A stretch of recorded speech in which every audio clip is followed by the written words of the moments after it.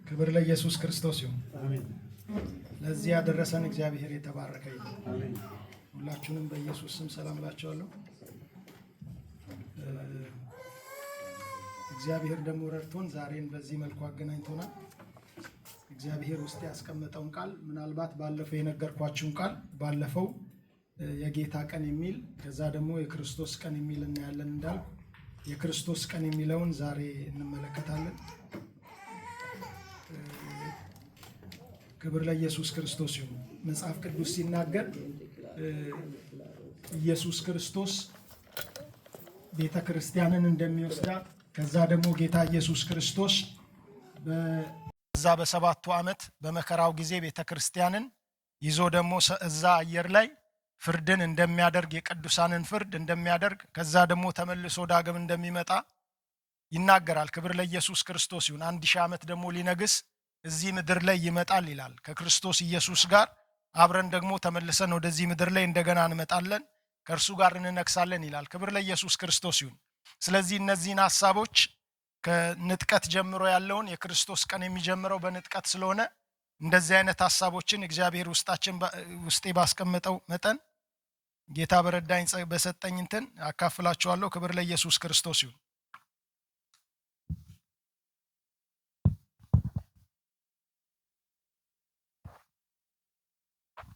አንደኛ ቆሮንቶስ ምዕራፍ 15 ላይ አምሯችን ሁላችንም ሐሳባችንን ሰብሰብ አድርገን እንመለከታለን። ክብር ለኢየሱስ ይሁን። እግዚአብሔር የዘላለም አምላክ በኢየሱስ ክርስቶስ ስም እናመሰግንሃለን። የረዳህን ይሄንን ቀን የሰጠህን አንተ ነህ። ይሄ ቀን በአንተ ነው የታወቀው። ክብር ሁሉ ለአንተ ይሁን። የዘላለም አምላክ እግዚአብሔር ይሄንን የከበረውን ቃልህን አንተ እግዚአብሔር ለደቀ መዛሙርት የሰጣቸውን እግዚአብሔር ከዛ በኋላ የሚመጡት እንዲያስቡት የነገርከንን በኢየሱስ ክርስቶስ ስም በዚህ ሰዓት ስንከፋፈል መንፈስ በኃይል በውስጣችን እንዲያልፍ በጉባኤው እንዲያልፍ በኢየሱስ ክርስቶስ ስም እንጸልያለን። በሰባቱ የወርቅ መቅረዞች መካከል የምትመላለስ አንተ በመካከላችን ስላለ ስላከበርከን በኢየሱስ ክርስቶስ ስም እናመሰግንሃለን። ክብር ሁሉ ለአንተ ይሁን። የሰው ሁሉ አእምሮና ልብ ይከፈት። እግዚአብሔር የዘላለም አምላክ ቃልህን በማስተዋል እግዚአብሔር በእምነት በውስጣችን ተዋህዶ የክብር አምላክ እግዚአብሔር በዚህ በመጨረሻው ዘመን የምንዘጋጅበት እንዲሆን ጸጋ እያንዳንዳችንን እንዲያግዘን እንጸልያለን። ጸጋ እያንዳንዳችንን እንዲያግዝ እግዚአብሔር የዘላለም አምላክ እኔ ባሪያህንም እንድትረዳኝ እንደ ቃልህ መንፈስ እንደሰጠኝ እንዳካፍል ጉልበት እንድትሆነኝ በኢየሱስ ስም ጸለይኩ። ማንኛውም የጽድቅ ሁሉ ጠላት የሆነ የዘላለም አምላክ እግዚአብሔር ሰዎች ቃልህን እንዳይሰሙ እንዳያስተውሉ የሚያደርግ የሚነጥቅ በኢየሱስ ክርስቶስ ስም ስልጣን ስራው የፈረሰ ይሁን። በናዝሬቱ በኢየሱስ ስም የፈረሰ ይሁን። እግዚአብሔር መንገድ ዳር እንደወደቀው ቃል ሳይሆን የዘላለም አምላክ 30 60 መቶ የሚያፈራ እግዚአብሔር የዘላለም አምላክ ልባችንን እንድታደርገው ጸለይን። ክብር ሁሉ ለአንተ ይሁን በኢየሱስ ክርስቶስ ስም አሜን። ክብር ለኢየሱስ ይሁን። አንደኛ ቆሮንቶስ ምዕራፍ 15 ከቁጥር 50 ጀምሮ ያለውን እስከ 54 ያለውን በትግርኛ ላንብበው። እኔ ልጀምር። ወንድሞች ሆይ ይህንን እነግራችኋለሁ፣ ሥጋና ደም የእግዚአብሔርን መንግሥት አይወርሱም፣ የሚጠፋውም የማይጠፋውን አይወርስም። እነሆ አንድ ምስጢር እነግራችኋለሁ፣ ሁላችን አናንቀላፋም፣ ነገር ግን ሁላችንም እንለወጣለን። ይህም የሚሆነው የመጨረሻው መለከት ሲነፋ ድንገት በቅጽበተ ዓይን ነው።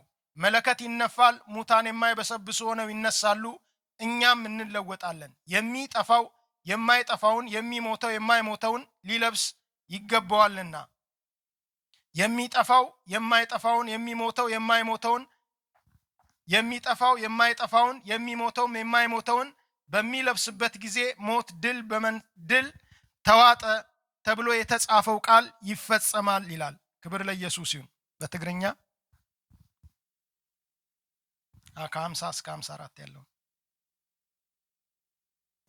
እሺ። ግናኸ ኣሕዋቴ ስጋን ደምን መንግስቲ ኣምላኽ ክወርስ ከምዘይከኣሎ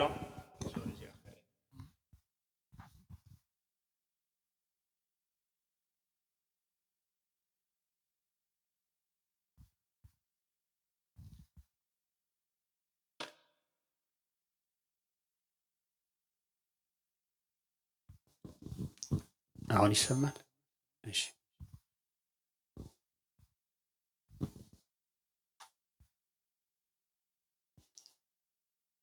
ግናኸ ኣሕዋቴ ስጋን ደምን መንግስቲ ኣምላኽ ክወርስ ከምዘይከኣሎ እቲ ሓላፊ ድማ ነቲ ዘይሓልፍ ከምዘይወርስ እብለኩም ኣለኹ። እንሆ ምስጢር እነግረኩም ኣለኹ፣ ኩላትና ክንልወጥ እምበር ኩላትና ኣይክንድቅስን ኢና። ብሓንሳእ ብቅፅበት ዓይኒ በቲ ናይ ድሕሪ ኩሉ መለኸት ክንፋሕ እዩ እሞ እቶም ምዉታት ድማ ብዘይሓልፍ ክትንሱ እዮም። ንሕና እውን ክንልወጥ ኢና ማለት እዚ ሓላፊ ዘይሓልፍ ክለብስ ይግብኦ እሞ እዚ መዋቲ ከዓ ዘይመውት ክለብስ እዩ። እዚ ሓላፊ ዘይሓልፍ ምስ ለበሰ እዚ መዋቲ እውን ዘይመውት ምስ ለበሰ ሽዑ እቲ ጽሑፍ ሞት ብዓወት ተዋሕጠ ዝበሎ ቃል ክፍጸም እዩ። ክብር ለኢየሱስ ክርስቶስ ይሁን። እንደነገርኳችሁ መጀመሪያ የምናየው ንጥቀትን ይሆናል። ቤተ ክርስቲያን በኢየሱስ ክርስቶስ ድንገት እንደተጻፈው ትነጠቃለች። ከዛ በኋላ የኢየሱስ ክርስቶስ የፍርድ ወንበር የሚባል እዛ ደግሞ ይደረጋል። ከዛ በኋላ ደግሞ ምናልባት በዛው እዚህ ቅዱሳን ምናልባት ምድር ላይ ከንጥቀት በኋላ በመከራው ጊዜ የሚቀሩ ቅዱሳን ወይም ደግሞ በመከራው ጊዜ የሚድኑ ቅዱሳን ምንድነው ጣፈንታቸው እንዴት ነው የሚያልፉት የሚለውን እግዚአብሔር በረዳን መጠን ትንሽ እንመለከታለን። ከዛ ኢየሱስ ክርስቶስ ዳግም ተመልሶ ይመጣል የሚለውን እናይና መጨረሻ ላይ የ1000 ዓመት መንግስት የሚለውን በአጠር ባለ መልኩ እንመለከታለን። ዛሬ ለመጨረስ ብዬ ብዙ አልቸኩልም። ክብር ለኢየሱስ ክርስቶስ ይሁን። እዚህ ጋር እንደሚናገረው ሐዋርያው ጳውሎስ ምን ብሎ ይጀምራል? ስለ ንጥቀት ሲናገር ወንድሞቼ ይህንን እነግራቸዋለሁ፣ ስጋና ደም የእግዚአብሔርን መንግስት አይወርሱም ይላል። ስጋና ደም ሐዋርያው ጳውሎስ ያለው ምንድነው? ሊትራሊ ይሄ ስጋና ደም ይሄ የለበስነው ምናልባት እግዚአብሔር ከአፈር የሰራው አዳምን ሲፈጥረው ልክ ከአፈር እንዳበጀው እንደተባለ ይሄ ከአፈር የተበጀው ስጋና ደማችን የእግዚአብሔርን መንግስት ሊወርስ አይችልም። ይሄ የሚጠፋው ይሄ የሚበሰብሰው ዘላለማዊ የሆነውን የእግዚአብሔርን መንግስት ያንን ሊወርስ አይችልም። ስለዚህ በዚህ ስጋና ደም የእግዚአብሔርን መንግስት ማንም ሰው ሊወርስ ስለማይችል ምን ይሆናል ማለት ነው? ሰዎች ቅዱሳን ከዚህ ስጋና ደም የሚላቀቁበት የሚለወጡበት ጊዜ አለ። የትንሣኤ አካል የከበረውን የሚለብሱበት አለ። ክብር ለኢየሱስ ክርስቶስ ይሁን። ሁለተኛ ቆሮንቶስ ምዕራፍ 5 ላይ ባለፈው አይተናል። ትንሽ ሁለተኛ ቆሮንቶስ ምዕራፍ 5 ላይ እንደዚህ ብሎ ይጀምራል። ይሄኛው ስጋችን ይላል ይሄ ድንኳናችን ቢፈርስ እንኳን በሰማይ የተዘጋጀልን በእግዚአብሔር በሰው እጅ ሳይሆን በእግዚአብሔር የተዘጋጀ ቤት አለን ይላል። ክብር ለኢየሱስ ክርስቶስ ይሁን። ምድራዊ ድንኳን ይለዋል። ይሄንን ሲናገር ድንኳን ሁላችንም እንደምናውቀው ጊዜያዊ ነው፣ ይፈርሳል። ሰዎች ሲሄዱ ይነቅሉታል፣ ያጣጥፉታል፣ ሲያረጅ ይጥሉትና ሌላ ይሰራሉ። ቤት ግን ቋሚ ነው፣ እጅግ በጣም ውድ ነው፣ ቋሚ ነው። ስለዚህ ምን ይለዋል? በእግዚአብሔር ያዘጋጀልን ቤት አለ፣ አንዳንዱ ህንፃ አለ ይላል። ክብር ለኢየሱስ ክርስቶስ ይሁን። ስለዚህ ይሄኛው ድንኳን የሆነውን ቤታችን ቢፈርስ እንኳን ይላል ብንሞት እንኳን ይላል። ክብር ለኢየሱስ ክርስቶስ ይሁን።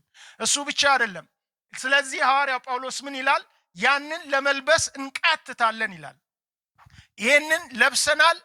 በዚህ ዓለም ላይ ስንኖር ይሄንን ለብሰን ይሄ ከብዶን ያኛውን ለመልበስ እንቃትታለን ይላል። ክብር ለኢየሱስ ክርስቶስ ይሁን። ሁለተኛ ቆሮንቶስ ምዕራፍ 5 ላይ ሁለት ቃላት አሉ። በተለይ ክብር ለኢየሱስ ክርስቶስ ይሁን። ሁለተኛ ቆሮንቶስ ምዕራፍ 5 ላይ ቁጥር 2 እንደዚህ ይላል። ቁጥር ከ2 ጀምሮ እስከ 4 ድረስ እስከዚያው ግን የሰማዩን መኖሪያችንን ለመልበስ እየናፈቅን እንቃትታለን። በእርግጥ ከለበስነው ራቁታችንን ሆነን አንገኝም። በዚህ ድንኳን እስካለን ድረስ ከብዶን እንቃትታለን። ምክንያቱም ሟች የሆነው በህይወት እንዲዋጥ ሰማያዊውን መኖሪያችንን ልንለብስ እንጂ ልንገፈፍ አንፈልግም ይላል። ክብር ለኢየሱስ ይሁን። ከ2 እስከ 4 ያለው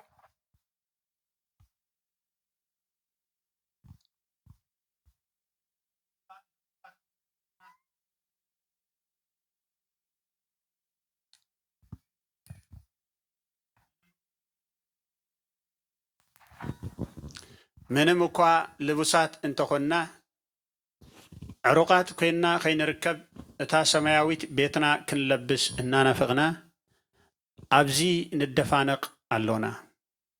ንሕና ኣብዚ ድንኳን እዚ ከሎናስ እቲ መዋቲ ብህይወት ምእንቲ ክወሓጥ ኣብ ልዕሊኡ ክንለብስ እምበር ክንቅንጠጥ ስለ ዘይንፈቱ ከቢዱና ነስቆርቁር ኣሎና። ክብር ለኢየሱስ ክርስቶስ ይሁን።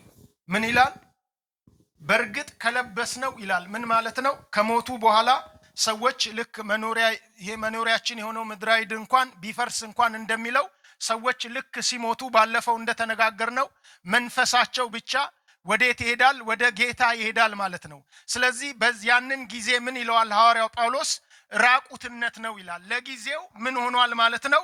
ከዚህ ስጋ ተገፎ ነፍስና መንፈስ ብቻ እግዚአብሔር ዘንድ አለ ማለት ነው። ስለዚህ ልንገፈፍ አይደለም የምንፈልገው። ለምንገፈፈው ይሄኛው ከኛ የሚለየውና ለጥቂት ጊዜ ራቁታችንን የምንሆነው ሰማያዊውን የማያልፈውን ልንለብስ ነው ይላል። ክብር ለኢየሱስ ክርስቶስ ይሁን። ስለዚህ በጌታ ሆነው ያንቀላፉ ሰዎች ወደ ጌታ ከሄዱ በኋላ የሚሆነው ነገር ምንድነው? መንፈሳቸው ነፍሳቸው ብቻ የትንሣኤን ቀን የትንሣኤን አካል እየጠበቀ የመጨረሻውን መለከት እየጠበቁ በዛ ይቀመጣሉ ማለት ነው። ክብር ለኢየሱስ ክርስቶስ ይሁን። ስለዚህ ሐዋርያው ጳውሎስ ሲናገር እዚህ 1 ቆሮንቶስ ምዕራፍ 15 ላይ ሁላችንም እንለወጣለን ይላል። ክብር ለኢየሱስ ክርስቶስ ይሁን።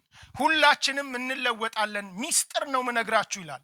አንድ ሚስጥር እነግራችኋለሁ። ምን ማለቱ ነው? ሚስጥር ማለት ከዚህ በፊት ያልተጻፈ ከዚህ በፊት ያልተነገረ በብሉይ ኪዳን በዚህ መልኩ ግልጽ ብሎ ያልወጣ አንድ ሚስጥር አለ እነግራችኋለሁ ይላል። ክብር ለኢየሱስ ክርስቶስ ይሁን። እግዚአብሔር በጣም ሚስጥር ያበራለት ነው ሐዋርያው ጳውሎስ ኤፌሶን ላይ ሲናገር የእግዚአብሔር ሚስጥር እንዴት እንደምረዳ ተመልከቱ ይላል። ራሱ እግዚአብሔር በጣም የሚገልጥለት ሰው መንፈስ ቅዱስ የገለጠለት ሰው ነው። ያውቃል ሐዋርያው ጳውሎስ ይሄንን መንፈስ ቅዱስ ትልልቅ ሚስጥር እንደገለጠለት ያውቃል። ስለዚህ አንድ ሚስጥር እነግራችኋለሁ፣ ከዚህ በፊት ያልሰማችሁት ያልተሰበከ ያላነበባችሁትን አንድ ሚስጥር እነግራችኋለሁ። ምንድነው ይሄ ሚስጥሩ ይላል? ሁላችንም እንለወጣለን ይላል። ክብር ለኢየሱስ ክርስቶስ ይሁን። ሁላችንም የሞቱ ሰዎች ምን ሆነው ነበር? ከዚህ ስጋ ተላቀው መንፈሳቸው ነፍሳቸው ብቻ እዛ የሆኑ ሰዎች አሉ። እንደገና ደግሞ እዚህ ምድር ላይ እኛ አለን እኛም እነሱም ሁላችን እንለወጣለን ይላል። ክብር ለኢየሱስ ክርስቶስ ይሁን። እንለወጣለን። እነሱ የትንሣኤ አካል ይለብሳሉ፣ እኛ ደግሞ እዚህ ያለነው በቅጽበት ዓይን ወዲያው እንለወጣለን፣ በሞመንት ወዲያው እንለወጣለን ይላል። ክብር ለኢየሱስ ክርስቶስ ይሁን። ተመልከቱ። በተለይ እዚህ ጋር ሲናገር ቁጥር 51 ላይ ቁጥር 52 ላይ እንደዚህ ይላል፣ ይህም የሚሆነው የመጨረሻው መለከት ሲነፋ ድንገት በቅጽበት ዓይን ነው ይላል። ክብር ለኢየሱስ ይሁን። መለከት ይነፋል፣ ሙታን የማይበሰብሱ ሆነው ይነሳሉ፣ እኛም እንለወጣለን ይላል። ክብር ለኢየሱስ ክርስቶስ ይሁን። ልክ የእግዚአብሔር መለከት አንደኛ ተሰሎንቄ ምዕራፍ 4 የመጨረሻው ቁጥር አካባቢ ስትሄዱ ይሄንን የመጨረሻውን መለከት ምን ይለዋል? የእግዚአብሔር መለከት ይለዋል። ክብር ለኢየሱስ ክርስቶስ ይሁን። የእግዚአብሔር መለከት ነው። ይሄ መለከት ልክ በሚነፋበት ጊዜ እነዚህ በሰማይ ላይ የነበሩ መንፈስ ብቻ የነበሩ ሰዎች፣ ስጋ ብቻ የነበሩ ለጊዜው ተገፈው የነበሩ ሰዎች ምን ያደርጋሉ? በዛ በቅጽበት ዓይን ምን ይሆናሉ ይላል? አዲስ የትንሣኤ አካል ይለብሳሉ። እኛ ደግሞ እዚህ ምድር ላይ ያለነው ያ መለከት ሲነፋ ወዲያው ምን እንለብሳለን ይላል? ወዲያው እንለወጣለን በቅጽበት ዓይን ይላል። ክብር ለኢየሱስ ክርስቶስ ይሁን። በተለይ መጽሐፍ ብዙ ጊዜ ስትመለከቱ ዘኍልቍ ምዕራፍ 10 ላይም ከቁጥር 1 ጀምሮ ስታነቡ መለከትን ስራ አለው እግዚአብሔር ሙሴን። 2 መለከት ስራና፣ ምክንያቱም በምድረ በዳ የሚጓዙበት ወቅት ነው። አንድ ይጓዛሉ፣ የሆነ ቦታ ይሰፍራሉ፣ እንደገና ድንኳን ይተክላሉ፣ እንደገና ይጓዛሉ። እንደዚህ ነው ኑሯቸውና ስለዚህ መለከት ንፋ አለው። መለከት ሁላችሁም አንብቡት። ምናልባት ትንሽ ላንብበው። ክብር ለኢየሱስ ክርስቶስ ይሁን። ዘኍልቍ ምዕራፍ 10 ላይ ቁጥር 10 ከ1 ጀምሮ ያለው እንደዚህ ይላል። እግዚአብሔር ሙሴን እንዲህ አለው፣ ከተቀጠቀጠ ብር 2 መለከት አብጅ። ማህበረሰቡንም ለመጥሪያና ከሰፈራቸው እንዲነሱም ለመቀስቀሻ አድርጋቸው። 2ቱ መለከቶች ሲነፉ ማህበረሰቡ በሙሉ በመገናኛው ድንኳን ደጃፍ ወደ አንተ ይሰብሰብ። ነገር ግን አንዱ መለከት ብቻ ከተነፋ አለቆች ማለትም የእስራኤል ጎሳዎች መሪዎች በአንተ ዘንድ ይሰብሰቡ። መለከቱ ከፍ ባለ ድምፅ ሲነፋ በስተ ምስራቅ የሰፈሩት ነገዶች ጉዞ ይጀምሩ እያለ ይቀጥላል። ክብር ለኢየሱስ ይሁን። ምዕራፍ 10 ከቁጥር 1 ጀምሮ እስከ 4 ያለውን እስከ 5 ያለውን እግዚአብሔር ድማ ንሙሴ ከምዚ ኢሉ ተዛረቦ ንኣኻ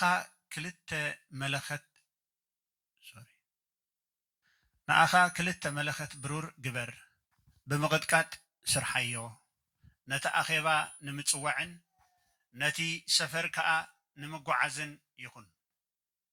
ብኡ ምስ ዝነፍሑ ብዘሎ ኣኼባ ናባኻ ኣብ ኣፍ ድንኳን ምርኻብ ይተኣከቡ። ብሓደ ጥራይ እንተነፍሑ ከዓ እቶም ሽማምንቲ ሓላቑ ኣሽሓት እስራኤል ናባኻ ይተኣከቡ። መለኸት ኣንዊሕኩም ምስ እትነፍሑ ድማ ብሸነኽ ምብራቕ ሰፊሮም ዘለው ይንቀሉ። ክብር ለኢየሱስ ክርስቶስ ይሁን። እስከ 5 አነበብኩ። ክብር ለኢየሱስ። እስከ 5 ነው። ምን ይላል እዚህ ጋር ሲናገር 2 መለከት ንፋና። ይሄ 2ቱ መለከት የሚያገለግለው ምንድነው ይላል?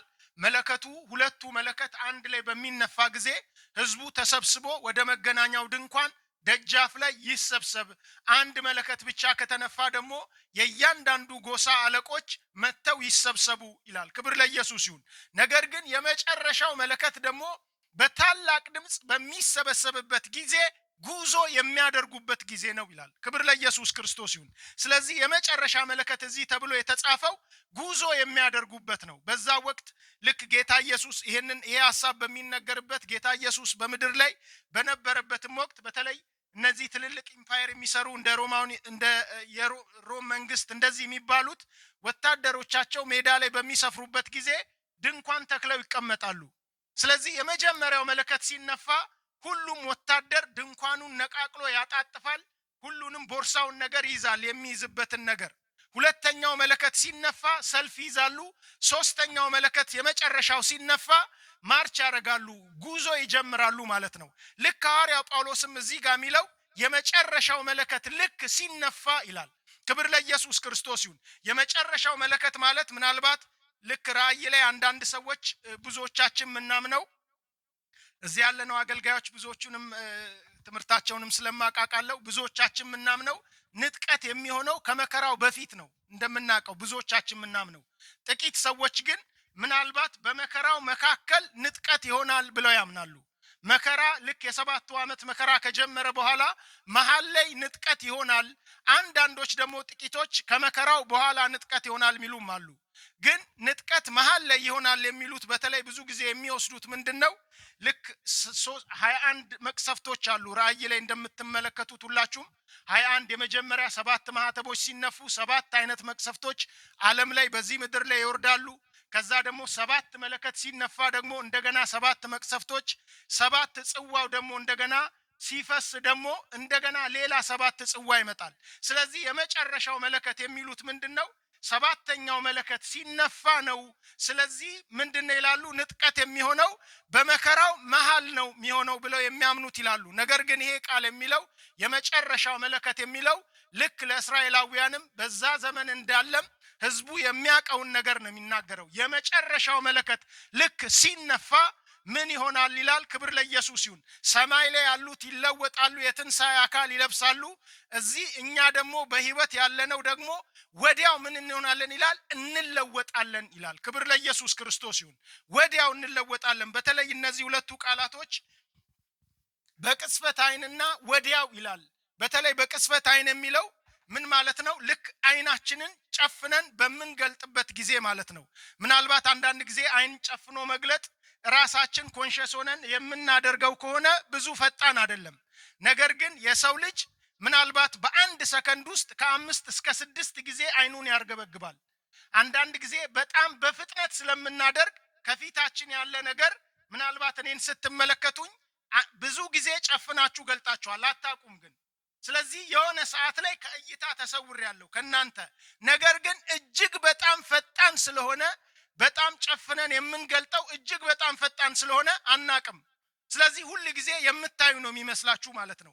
ስለዚህ በቅጽበት አይን የሚባለው ሰዎች አይናቸውን ጨፍነው የሚገልጡበት ፍጥነት እጅግ በጣም ከምናስበው በላይ እጅግ በጣም ፈጣን ነው ማለት ነው።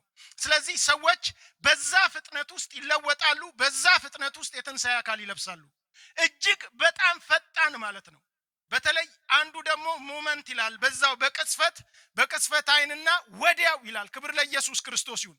በተለይ ወዲያ የሚለው ከግሪኩ ቃል አቶሞስ የሚባል አለ። በዚህ ዘመን አተም የሚባለው የመጣበት ማለት ነው።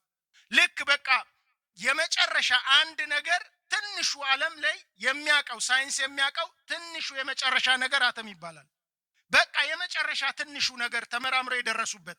ስለዚህ በቃ ምንድነው ይላል? በእንደዛ አይነት ሽርፍራፊ ሰከንድ ማለት ነው።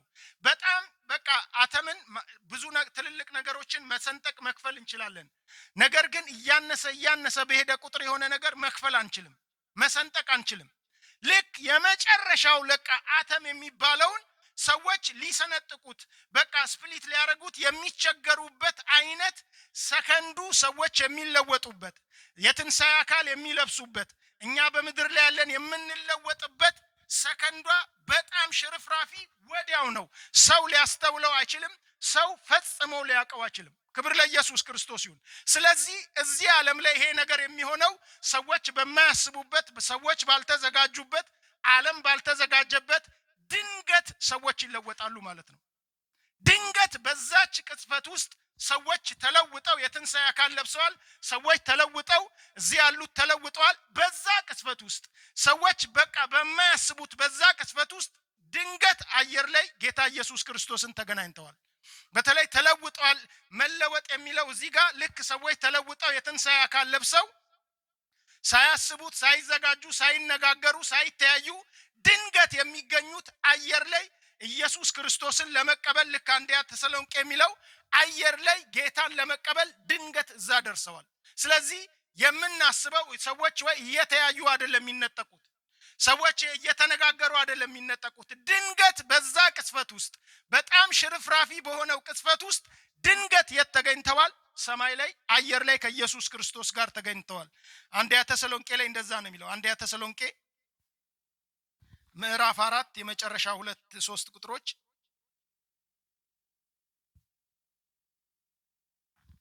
ከቁጥር 16 ጀምሮ ጌታ ራሱ በታላቅ ትእዛዝ በመላእክት አለቃ ድምጽና በእግዚአብሔር የመለከት ድምጽ ከሰማይ ይወርዳልና በክርስቶስ የሞቱትም አስቀድመው ይነሳሉ። ከዚያም በኋላ እኛ የቀረነው በሕይወት የምንኖረው ጌታን በአየር ላይ ለመቀበል ከነርሱ ጋር በደመና እንነጠቃለን። በዚህ መሰረት ለዘላለም ከጌታ ጋር እንሆናለን ይላል። 16 እና 17 ጎይታ ባዕሉ ብናይ ትእዛዝ ጭድርታን ብድምፂ ሊቀ መላእክትን ብመለኸት አምላኽን ካብ ሰማይ ክወርድ እዩ። እቶም ብክርስቶስ ዝሞቱውን ቅድም ክትንስኡ እዮም።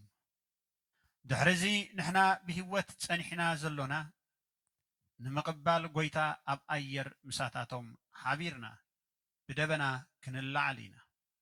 ከምኡውን ንሓዋሩ ምስ ጎይታ ክንነብር ኢና። ክብር ለኢየሱስ ክርስቶስ ይሁን። ተመልከቱ። በተለይ 16 እና 17 የሚለው በእግዚአብሔር የመለከት ድምጽ ጌታ ኢየሱስ ክርስቶስ በእግዚአብሔር ትእዛዝ ኢየሱስ ክርስቶስ ከአባቱ ጋር ከነበረበት ጠላቶችን የእግር መርገጫ እስካደርግ ድረስ በቀኜ ተቀመጥ እንደተባለ ልክ በዚህ ትእዛዝና በእግዚአብሔር መለከት ድምጽ ጌታ ኢየሱስ ክርስቶስ ወደ አየር ላይ ይወርዳል። በዛው ቅጽበት በዛው ሞመንት ሌላ ሽርፍራፊ ሰዓት የለም። በዛው ሰዓት ሰዎች ተለውጠው የትንሣኤ አካል ለብሰው የሞቱት ከጌታ ጋር፣ እኛ ደግሞ ከዚህ ምድር ላይ ተለውጠን አብረን ከነሱ ጋር ጌታ ጋር ድንገት አየር ላይ እንገናኛለን ማለት ነው። ስለዚህ የተለያየ ኢየሱስ መጀመሪያ ይመጣል። ከዛ ደግሞ የሞቱት ተነስተው መጀመሪያ እንለወጣለን። ከተለወጥም በኋላ ደግሞ እንሄዳለን። እንደዚህ አይነት ነገር የለም። በዛች በቅጽበት አይን ጌታ ኢየሱስ ክርስቶስ አየር ላይ መጥቷል። እንደዚሁ ሁላችንም ተነጥቀን ደግሞ ሄደን ምን እናረጋለን? ጌታን አየር ላይ እናገኘዋለን ማለት ነው። ክብር ለኢየሱስ ይሁን። ስለዚህ ንጥቀት የሚባለው ነገር ሰዎች ለንጥቀት የሚዘጋጁት ነገር የለም። ድንገት በማንኛውም ሰዓት ድንገት ይሆናል ማለት ነው። ኢየሱስ ክርስቶስ ሲመጣ ወደዚህ ምድር ላይ ልክ ኢየሱስ ክርስቶስ ሊሰቀል ወደ ኢየሩሳሌም ሲገባ በቃ ሆሳና በጌታ ስም የሚመጣ የተባረከ ነው የዳዊት ልጅ እያሉ ይዘምሩ ነበር። የዘንባባ ዝንጣፊ ይዘው በኋላ ይሰቀል የሚሉት ኢየሩሳሌም ውስጥ ያሉት እስኪደነግጡ ይላል መጽሐፍ ቅዱስ ሲናገር። በጣም በትልቅ ክብር ነበር ወደ ኢየሩሳሌም ጌታ ኢየሱስ ክርስቶስ የሚመጣው። እንደውም ቀንተውበት እነዚህ የአይሁድ ሸንጎ አባላት ቀንተውበት ዝም አሰኛቸው እነዚህን ሰዎች ሁሉ አሉት ይላል። ክብር ለኢየሱስ ክርስቶስ ይሁን። ጩኸቱን አስቡት። ስለዚህ ጌታ ኢየሱስ ተመልሶ ሲመጣ በእንደዚህ አይነት መልክ ነው የሚመጣው። ንጥቀት ግን ሲሆን ሚስጥር ነው። በቃ የሚያቅ ማንም ሰው የለም። ዓለም ላይ ያለ ሰው አያቅም። እኛም ተለውጠን ጌታ ጋር ስንደርስ የምናቀው ነገር የለም። ራሳችንን ድንገት ከኢየሱስ ክርስቶስ ጋር በአየር ላይ ጌታ እናገኛለን ማለት ነው። ክብር ለኢየሱስ ይሁን። ስለዚህ የኢየሱስ ክርስቶስ ዳግም ተመልሶ ወደዚህ ምድር ላይ መምጣት ሳይሆን ከኢየሱስ ጋር እኛ ተመልሰን አብረን እንመጣለን ኢየሱስ ዳግም ሲመጣ። ስለዚህ ያ ነገር አይደለም ለኛ ድንገት የሚሆንብን ማለት ነው። ለዓለም ድንገት ይሆናል። ያ ነገር አይደለም ለቅዱሳን ድንገት የሚሆነው። ለቅዱሳን ድንገት የሚሆንባቸው ድንገት ተዘጋጁም ተብሎ ብዙ ጊዜ የሚነገረው ንጥቀት ድንገት ይሆናል። ስለዚህ ኢየሱስ ሲናገር ምን አለ? የሰው ልጅ በማታስቡበት ሰዓት ይመጣል አለ። ሳናስበው ፕላን እያደረግን ድንገት ኢየሱስ ክርስቶስ ድንገት ወደ አየር ላይ መጣና ድንገት ምን ይሆናል? ንጥቀት ይሆናል። ሳታስቡት ማለት ነው። ሳናስበው ሁላችንም ተለውጠን ከጌታ ጋር በአየር ላይ እንሆናለን። መጽሐፍ ቅዱስ ሲናገር ሐዋርያት ሥራ ምዕራፍ 8 ላይ ቁጥር 39 ላይ ፊልጶስ እንደዚህ አይነት ነገር አጋጥሞት ነበር።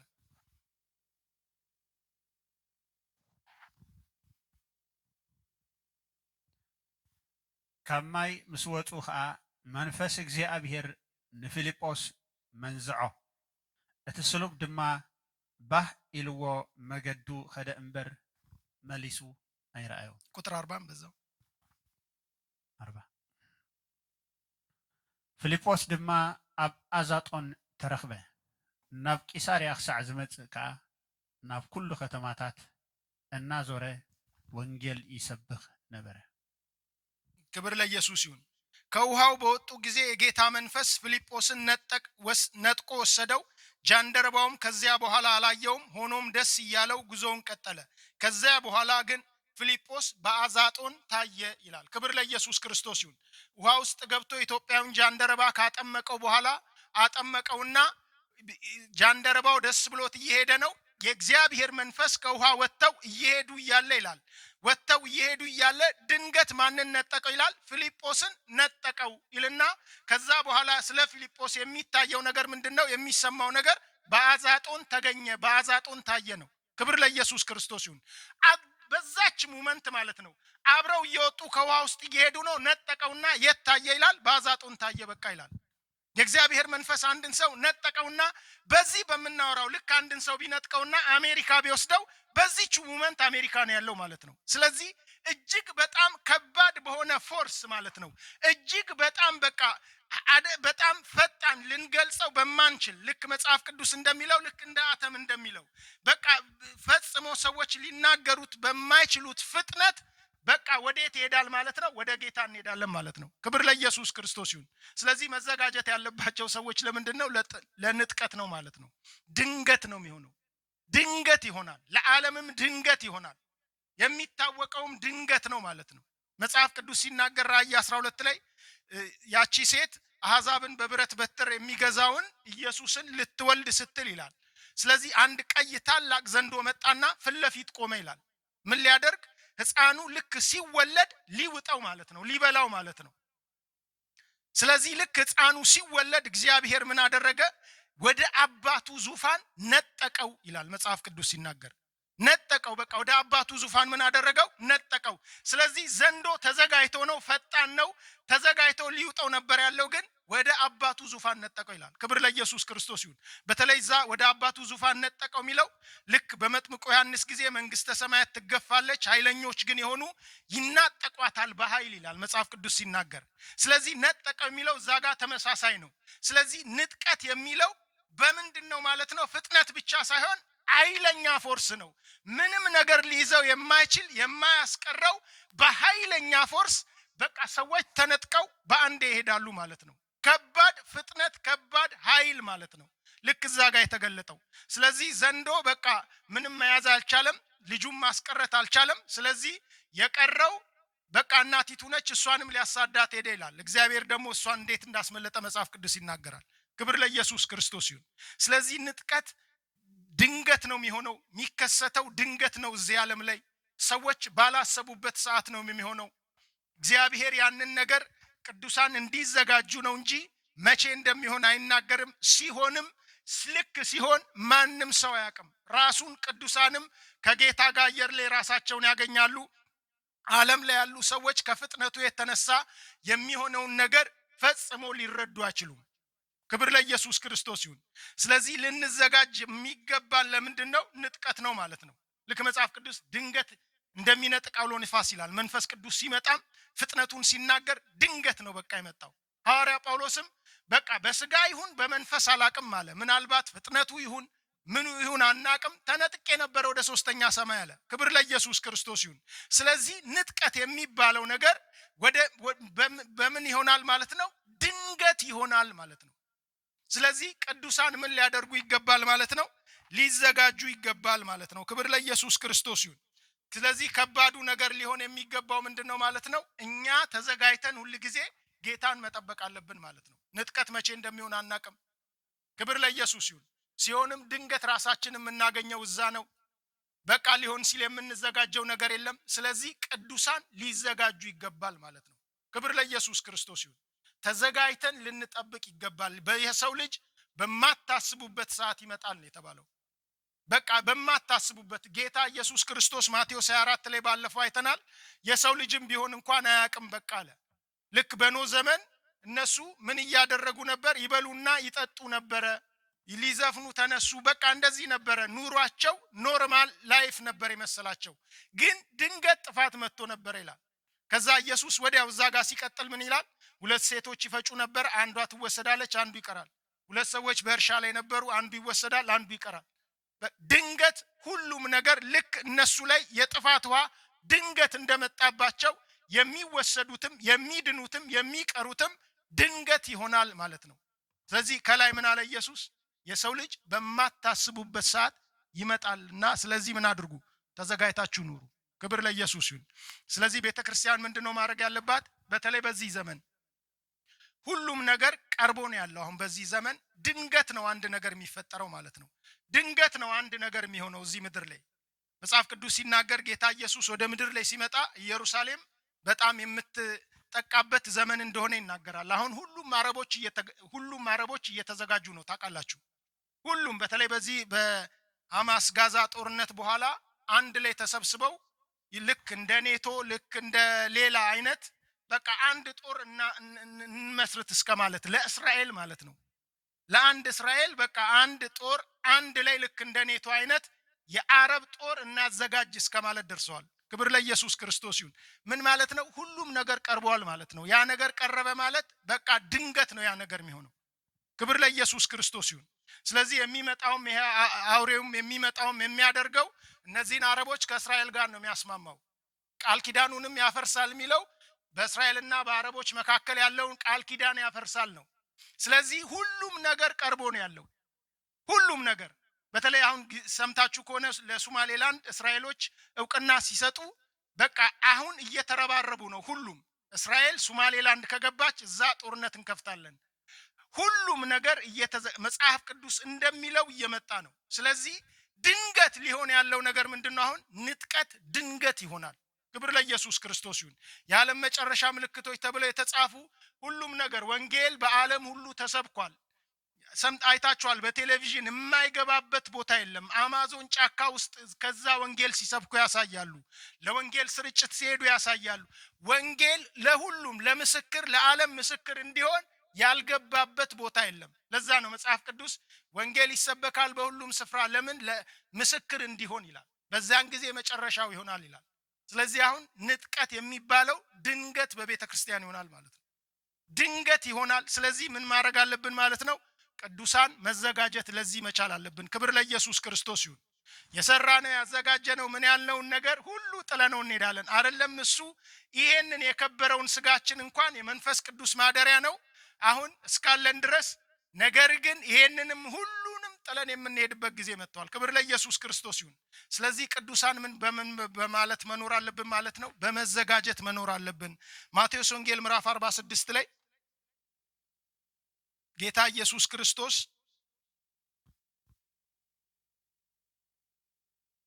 ተመልሶ ድንገት ሲመጣ ሁለት አይነት ሰዎችን አገኛቸው ይላል። ማቴዎስ ወንጌል ምዕራፍ 24 ላይ ቁጥር 46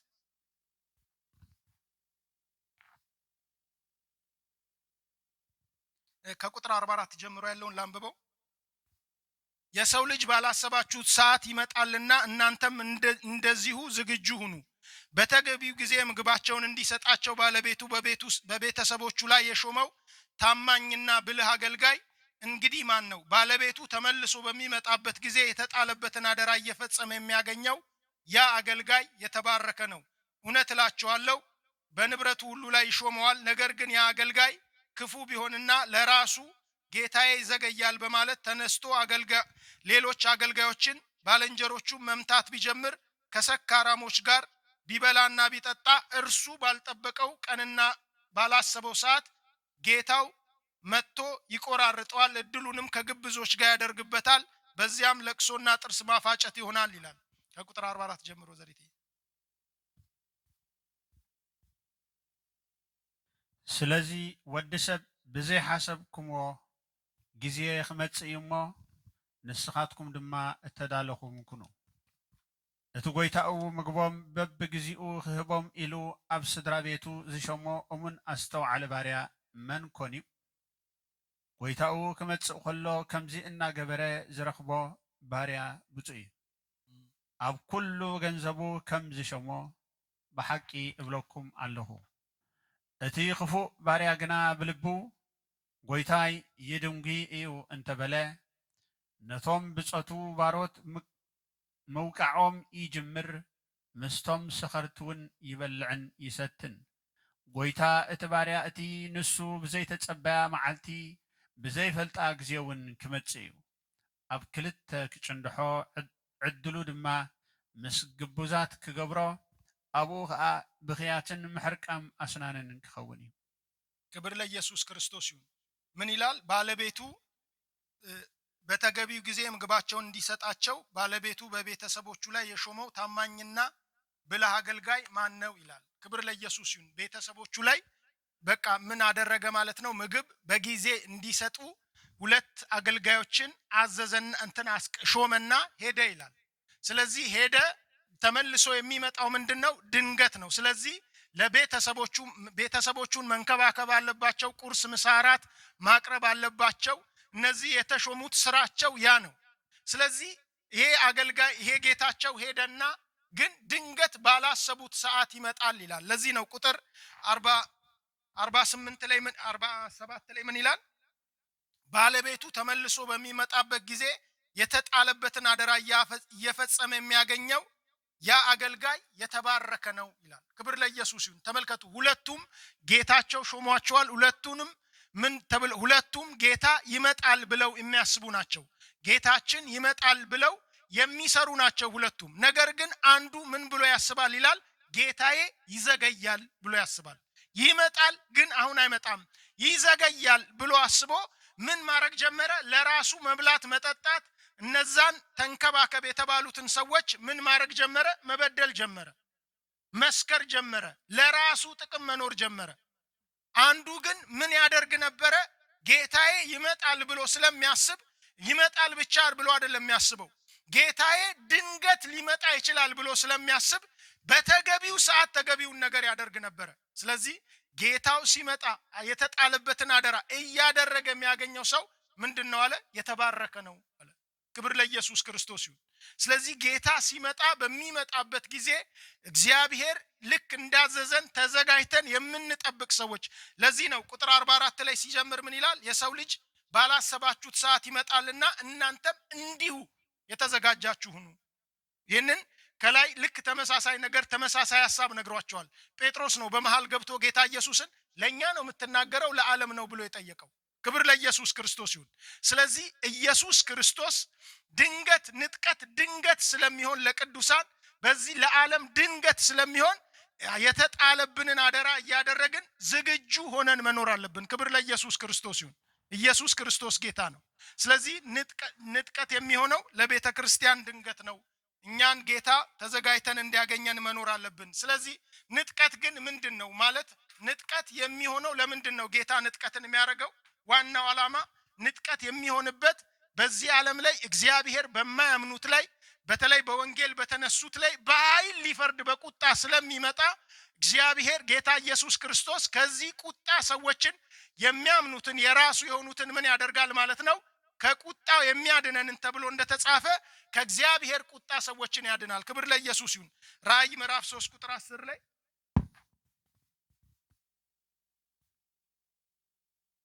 ራእይ ምዕራፍ 3 ቁጥር 10 ላይ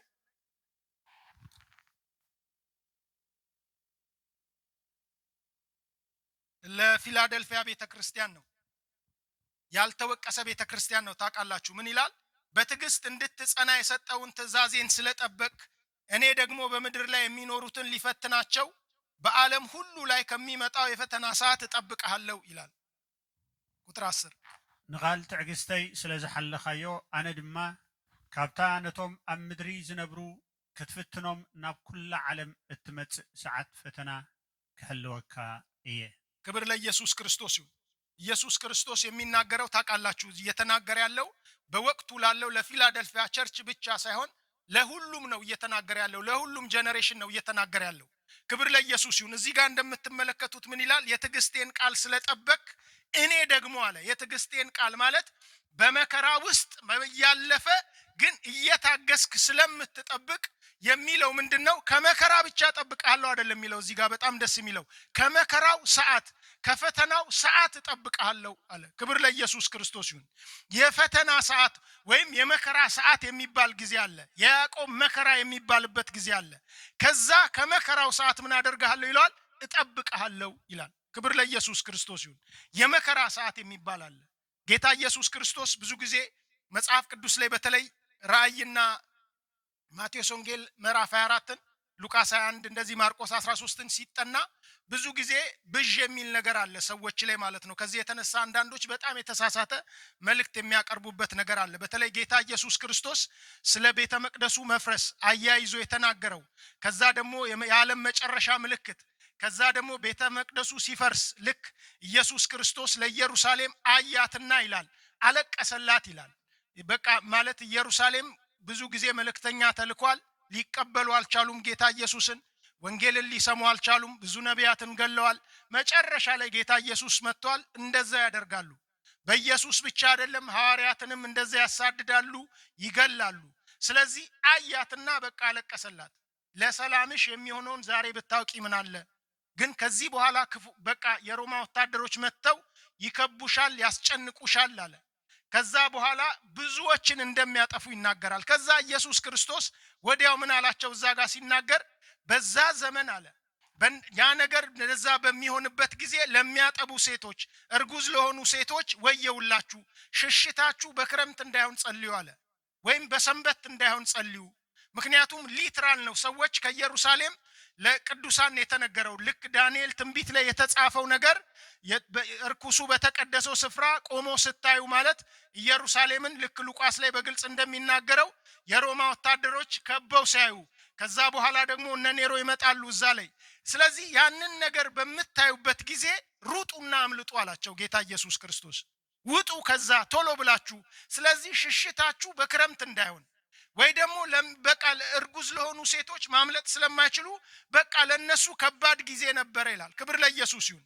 ይሄው ታሪክ ነው። ልክ መጽሐፍ ቅዱስ ላይ ደብል ፕሮፌሲ የሚባል ደብል ፕሪፈረንስ የሚባል አለ። ማለት ልክ ትንቢቶች ብዙ ጊዜ የሚፈጸሙት ወዲያው የሚነገር ትንቢት አለ፣ ተነግሮ ግን መጨረሻ ላይ ደግሞ እንደገና የሚፈጸም ትንቢት አለ። ክብር ለኢየሱስ ክርስቶስ ይሁን። ዱዋል ፊልፊልመንት ይሉታል እነሱ ሲናገሩ። ልክ መጽሐፍ ቅዱስ ላይ እንደምናውቀው ኢየሱስ ክርስቶስ ስለ ይሁዳ ሲናገር ምን አለ? አብሮኝ ወጭቱን ከኔ ጋር አብሮኝ በአንድ እንትን ያጠቀሰ ተረከዙን በኔ ላይ ያነሳ ይላል። ይህንን ቃል ግን ዳዊት የተናገረው በመንፈስ ሆኖ የሚናገረው ትንቢት ስለ ኢየሱስና ስለ ይሁዳ ብቻ አልነበረም የሚናገረው። እሱ የሚናገረው በጊዜው የነበረው አኪጦፌል የሚባል ሰውዬ አብሮት በመንግስት ውስጥ የነበረ በካቢኔ ውስጥ አብሮ የነበረ ሰው፣ ነገር ግን ኃይል ወደ አቤሴሎም ሲያጋድል አቤሴሎም አባቱን አባሮ ዙፋን ላይ ሲቀመጥ ከዳዊት ቤት ወጣና ምን አደረገ? በሚስጥር ወጣና ሄዶ ከአቤሴሎም ጋር ተቀላቀለ ይላል። እዛ ሚስጥር መስጠት ጀመረ፣ እዛ መርዳት ጀመረ። እዛ ጦርነት ሊደረግ ነው በሁለቱ ቤት መካከል፣ እዛ መርዳት ጀመረ። ስለዚህ ዳዊት በመንፈስ ሆኖ ምን ይላል? አብሮኝ ከኔ ጋር የበላ አብሮኝ በአንድ ወጭት ውስጥ አጥቅሰን የበላን ሰዎች ተረከዙን በኔ ላይ ያነሳ እያለ በመንፈስ ይናገራል። ሳያቀው ግን በመንፈስ የሚናገረው ስለምንድን ነበረ? ትንቢት ስለሆነ የሚናገረው ስለ ኢየሱስና ስለ ይሁዳ ነበረ።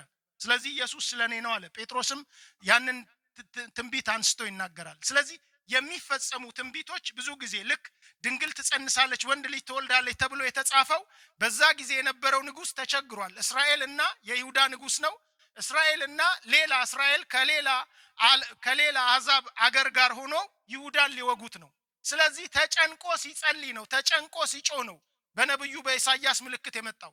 በቃ ምልክትን ጠይቅ እግዚአብሔር ከነዚህ ነገስታት ያድንሃል አለው። አልጠይቅም እንዴት እግዚአብሔርን እፈታተናለሁ ሲል እግዚአብሔር ራሱ ምልክት ይሰጣል፣ ድንግል ትጸንሳለች ወንድ ልጅንም ትወልዳለች አለ። ስለዚህ ነገሩ የሚፈጸመው እነዚህ ጠላት የተባሉት የሚጠፉት እነዚህ ይሁዳን እንዳያጠቁ የሚደረጉት ልክ ሕፃኑ ተወልዶ በቃ ክፉንና መልካሙን መለየት ሲጀምር እያለ ተናገረ። ስለዚህ ሕፃን ተወልዶ ልክ በዛ እድሜ ውስጥ እነዛ ሁለት መንግስታት ምን ይሆናሉ?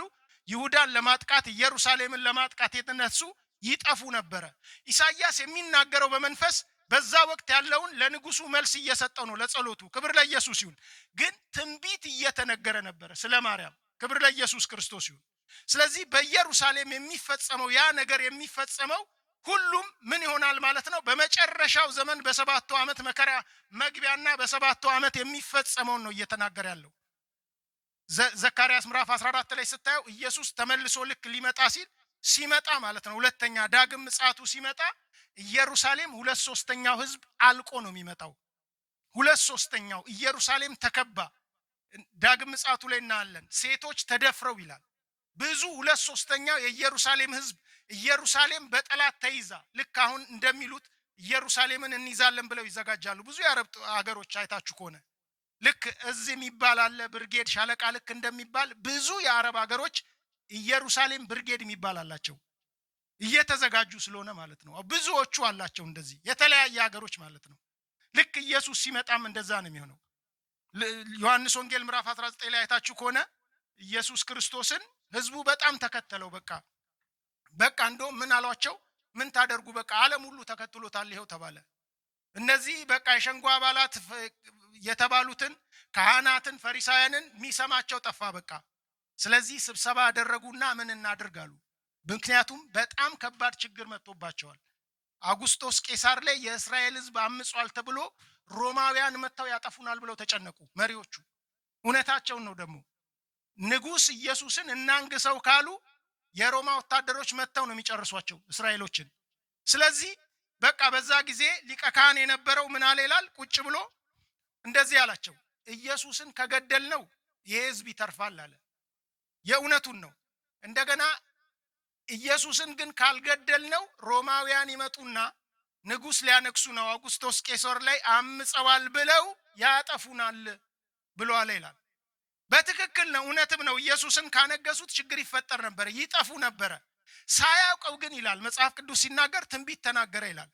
ኢየሱስ በእርግጥ ከሞተ ዓለም ከኃጢአት ይድናል፣ ዓለም ከእግዚአብሔር ጋር ይታረቃል፣ ዓለም ይተርፋል በኢየሱስ፣ ዓለም በኢየሱስ ይድናል። ኢየሱስ ግን ካልሞተ ዓለም ሁሉ ይጠፋል፣ ከእግዚአብሔር ጋር እንደተጣላ ዓለም ሁሉ ጠላት ሆኖ ይኖራል። ስለዚህ ሳያቀው ምን ተናገረ ይላል? ትንቢት ተናገረ ይላል። ስለዚህ በመጨረሻው ዘመን ኢየሱስ ክርስቶስ በእስራኤል ላይ ልክ ቤተ መቅደሱ ሲፈርስ የእስራኤል ሕዝብ ሲጠፋ የተናገረው ትንቢት በሙሉ ልክ ከ40 ዓመት በኋላ ኢየሱስ ክርስቶስ ካረገ ከ50 ዓመት በኋላ የተፈጸመው ነገር በሙሉ በመጨረሻው ዘመንም እንደዛው ይፈጸማል። ዘካርያስ ምዕራፍ 14 ላይ ስታዩ እንደዛ ነው። በመጨረሻ ዘመን እዚህ ቤተ ኢየሩሳሌም በጠላት ትያዛለች። እንደዛው አይነት እልቂት ይደረጋል። 2/3 ሕዝብ ይሞታል። እንደዛው አይነት ነገር ተመልሶ ይመጣል።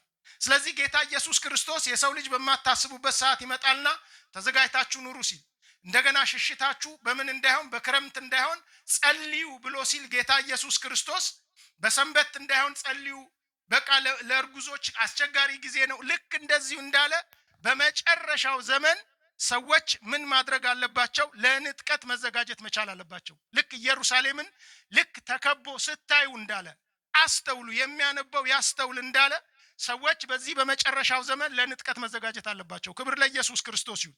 ዓለም ላይ የሚሆነውን ነገር ማየት መቻል አለብን። ምን እየተደረገ ነው ማየት መቻል አለብን። ክብር ለኢየሱስ ክርስቶስ ይሁን። ሁሉም ነገር ሊፈጸም ቀርቧል። ሁሉም ነገር ሊፈጸም እየመጣ ነው። ዓለም ላይ ሁሉም ተመልከት፣ ሁሌ የሚፈለገው አረብንና እስራኤልን የሚያስታርቅ ሰው ነው። በቃ ትረምፕ ያስታርቃል ተብሎ መጣና ኢየሩሳሌምን ዋና ከተማ አደረገና ጠላትነቱን ጭራሽ ጨመረ። በቃ ስለዚህ ይፈለጋል ሰው፣ ይሄንን ሰላም የሚያመጣ ይፈለጋል። ያ ደግሞ አውሬው እንደሆነ መጽሐፍ ቅዱስ ይናገራል። ክብር ለኢየሱስ ክርስቶስ ይሁን። ስለዚህ ጌታ ኢየሱስ ክርስቶስ ቤተክርስቲያንን የሚነጥቀው ከመከራው ሰዓት፣ ከመከራው ብቻ ሳይሆን ከዛ ከመከራው ሰዓት ከ7 ዓመት መከራ ቤተክርስቲያንን ሊያስመልጥ ነው። ልክ በኖህ ዘመን እንዳደረገ በዛ ከጥፋት ውሃ በመርከብ እንዳዳናቸው ሎጥን ልክ ከጥፋት እንዳዳነው ልክ እንደዛው ቤተክርስቲያንን ከመከራው ያድናል ማለት ነው። ነገር ግን በመከራው ሰዓት ያሉ ቅዱሳን ምን ይሆናሉ? እሱን አንዳንድ ሐሳብ እንመለከታለን። ክብር ለኢየሱስ ይሁን። በመከራ በዛ ከንጥቀት የተረፉ ቅዱሳን ቢኖሩ ዕጣ ፈንታቸው ምን ይሆናል? ድንገት ይሆንና ያልተዘጋጁ ዕጣ ፈንታቸው ምን ይሆናል? ክብር ለኢየሱስ ክርስቶስ ይሁን። እንደገና ደግሞ በዛ ጊዜ የሚድኑ ሰዎች እንዳሉ መጽሐፍ ቅዱስ ይናገራል። 144,000 ከእስራኤል የሚድኑት እነሱን አገልጋይ ብሎ ይጠራቸዋል። 2 ደግሞ እነ ኤልያስ ደግሞ ይመጡና ወንጌልን ይሰብካሉ ነው የሚለው መጽሐፍ ቅዱስ ሲናገር። ስለዚህ የሚድኑ ብዙ ሰዎች አሉ። ዕጣ ፈንታቸው ምንድነው ማለት ነው? ከንጥቀት በኋላ ያለው ምንድነው? ክብር ለኢየሱስ ይሁን። ራእይ ምዕራፍ 13 ላይ ራእይ ምዕራፍ 13 ከቁጥር 2 ጀምሮ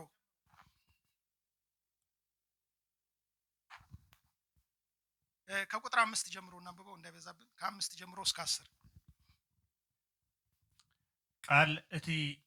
ቃል ትዕቢትን ጸርፍን ዝዛረብ አፍ ተዋህቦ በ42 ወርሒ ግብሩ ክገብርውን ምልኪ ተዋህቦ ንምጽራፍ አምላኽን ንስሙን ንማሕደሩን ነቶም ኣብ ሰማይ ዝነብሩውን ክጸርፎም አፉ ከፈተ። ምስቶም ቅዱሳት ውግእ ክገብርን ክስዕሮምን ከዓ ተዋህቦ። ኣብ ልዕሊ ኩላቶም ዓሌታትን ህዝብን ቋንቋታትን ኣህዛብን ድማ ምልኪ ተዋህቦ። እቶም ካብ ምስራት ዓለም ጀሚሩ ስሞም ኣብቲ ናይቲ እትሓርደ ገንሸል መጽሓፍ ህይወት ዘይተጻሕፈ ኣብ ምድሪ ዝነብሩ ኩላቶም ክሰግድሉ እዮም። ክብር ለኢየሱስ ክርስቶስ ይሁን። አውሬው የትዕቢት ቃል የሚናገርበትና የሚሳደብበት አፍ ተሰጠው። 42 ወር በስልጣን እንዲሰራም ተፈቀደለት። እርሱም እግዚአብሔርን ለመሳደብ እንዲሁም ስሙንና ማደሪያውን በሰማይ የሚኖሩትንም ለመሳደብ አፉን ከፈተ። ቅዱሳንንም እንዲዋጋና ድል እንዲነሳቸው ኃይል ተሰጠው። በነገድ በወገን በቋንቋና በህዝብም ሁሉ ላይ ስልጣን ተሰጠው። ዓለም ከተፈጠረ ጀምሮ በታረደው በግ የህይወት መጽሐፍ ስሞቻቸው ያልተጻፈ የምድር ሰዎች ሁሉ ለአውሬው ይሰግዳሉ። ጆሮ ያለው ቢኖር ይስማ።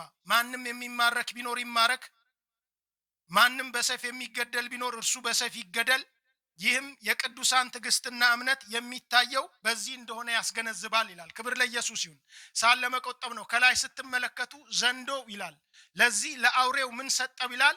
ስልጣን ሰጠው። የራሱን ስልጣንና እንዲሰራ ስልጣን ሰጠው ይላል። አውሬው ዘንዶ የተባለው ዲያብሎስ ማለት ነው። ዲያብሎስ ሰይጣን ምንን ሰጠው ይላል? ለአውሬው ስልጣን ሰጠው ይላል። በሁሉም ላይ በነዚህ በሁሉም ኔሽን ላይ ማለት ነው እንደጠቀሰው በሁሉም ሀገር፣ በሁሉም ቋንቋ፣ በሁሉም ነገር ላይ ሁሉንም ነገር እንዲያደርግ ስልጣን ሰጠው ይላል። ልክ ይሄንን ሁላችንም እንደምናውቀው ጌታ ኢየሱስ ክርስቶስ ተጠመቀና መንፈስ ቅዱስ ወደ ምድረ በዳ ወሰደው ይላል። ይሄው ዘንዶ መጣና ጌታ ኢየሱስ ክርስቶስን ምን አለው ይላል? የዓለምን መንግስታትና ክብራቸውን አሳየና ወድቀ ብትሰግድልኝ ይሄንን ሁሉ ምን አደርጋለሁ አለው? ሰጥሃለሁ አለው ለኢየሱስ ክርስቶስ። ጌታ ኢየሱስ ክርስቶስ ግን ያንን ነገር አልተቀበለም። ክብር ለኢየሱስ ክርስቶስ ይሁን። ከዘንዶ አልተቀበለም። እግዚአብሔር አባቱ እንደሚሰጠው ያውቃል። ይሄ ሰው ግን አውሬ የሚለው መጽሐፍ ቅዱስ በዛ ዘመን የሚነሳው ግን ሰው ምን ያደርጋል ማለት ነው አናቅም። የሆነ ሰው ነው። አንዳንድ ነቢያቶች አይታችሁ ከሆነ ይህንን ሰውዬ አሳይቶኛል ጌታ ኦልሬዲ መጥቷል ይላሉ። ሰው ነው፣ በጣም ጥሩ ነገር የሚናገር ነው፣ ዓለም ላይ ሰላም አመጣለሁ ብሎ የሚሰራ ነው በመጀመሪያው 3 ዓመት ተኩል። መጽሐፍ ቅዱስ ግን ምን ይለዋል? ይህንን ሰውዬ አውሬ ይለዋል ማለት ነው። ስለዚህ ሰይጣን ልክ ለኢየሱስ እሰጥሃለሁ አለው። ምክንያቱም መጀመሪያ ለአዳም ተሰጠ። ከኃጢአት የተነሳ ነው ሰይጣን የወሰደው። ተሰጥቶኛል አለው ለኢየሱስ።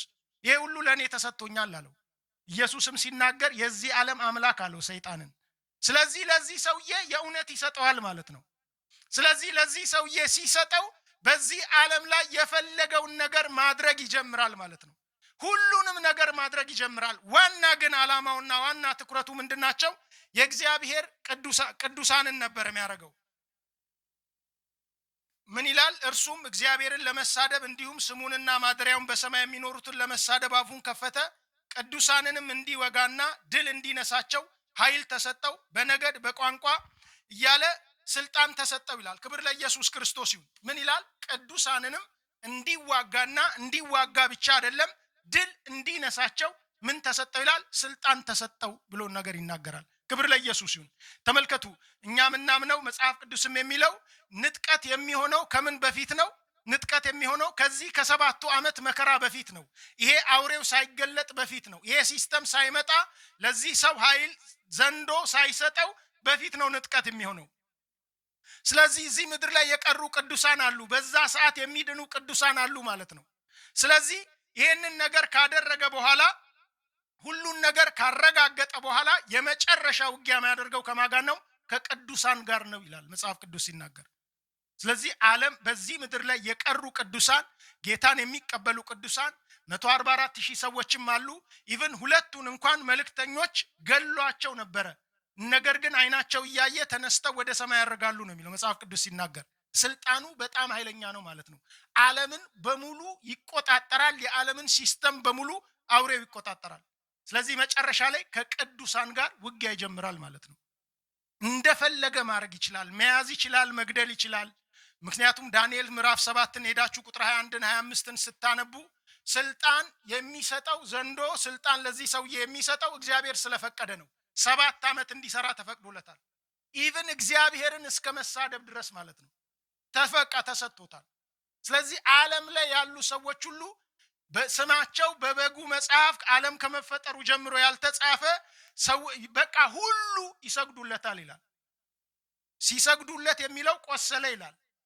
ልክ ኢየሱስ ክርስቶስ ሞትን ድል አድርጎ እንደተነሳ እሱም ምናልባት ያ ሰውዬ የተባለው ወይ ይመታል ወይ የሆነ አደጋ ይደርስበታል ወይ ይገሉት እንደ መግደል ይሉታል። ግን መሞት አይደለም ቆሰለ ነው የሚለው። ከዛ ዳነ ይላል። እንደገና ተመልሶ ሞተ ተብሎ ሲጠበቅ ዓለም እያወራ ወይ ዳነ ይባላል ማለት ነው። ግን ልክ የትንሳኤውን ፌክ ለማድረግ ማለት ነው፣ የኢየሱስን ትንሳኤ ማለት ነው። ስለዚህ አውሬውን የሚመስል ማን አለ? ከእርሱ ጋር ማን ይዋጋ ይችላል ይላሉ ይላል መጽሐፍ ቅዱስ ሲናገር። ታውቃላችሁ እርሱን የሚመስል ማን አለ ማለት ሌላ ትርጉሙ ቅዱስ ነው ማለት ነው። ቅዱስ ማለት የእግዚአብሔር ቅዱስ ነው ስንል አንዱ ስሙ ከሌላው የተለየ እሱን የሚመስል የሌለ ማለት ነው ትክክለኛ ትርጉሙ አይደል? ስለዚህ አውሬውንም በቃ እንደዛ ቅዱስ ነው ብለው ይሰግዱለታል ይላል። በዛ ዘመን የማይሰግዱለት፣ በዛ ዘመን የማይቀበሉት፣ በዛ ዘመን በቃ ይሄንን ነገር የማያደርጉት እነማን ናቸው? ስማቸው በሕይወት መዝገብ የተጻፈ ሰዎች ናቸው። ስለዚህ እነሱን ምን ማድረግ ይጀምራል? ስለማይሰግዱለት መግደል ይጀምራል፣ ማሰር ይጀምራል፣ የፈለገውን ነገር ማድረግ ይጀምራል። ወደ ታች ስታነቡ ከቁጥር 11 ጀምሮ ደግሞ ምልክት እንዲቀበሉ ያደርጋል ይላል። በግንባርና በዚህ በቀኝ እጅ መሸጥ መለወጥ ሰው አይችልም። ስለዚህ ቅዱሳን መብት የላቸውም። ንብረታቸው ይወሰዳል። መክሰስ አይችሉም። ሐኪም ቤት ሄደው መታከም አይችሉም። መታወቂያ ወይ ፓስፖርት የሚባለው ነገር እንደማለት ነው በቃ ያ ቁጥሩ። ስለዚህ ቅዱሳንን እንደፈለገ ማድረግ ይችላል።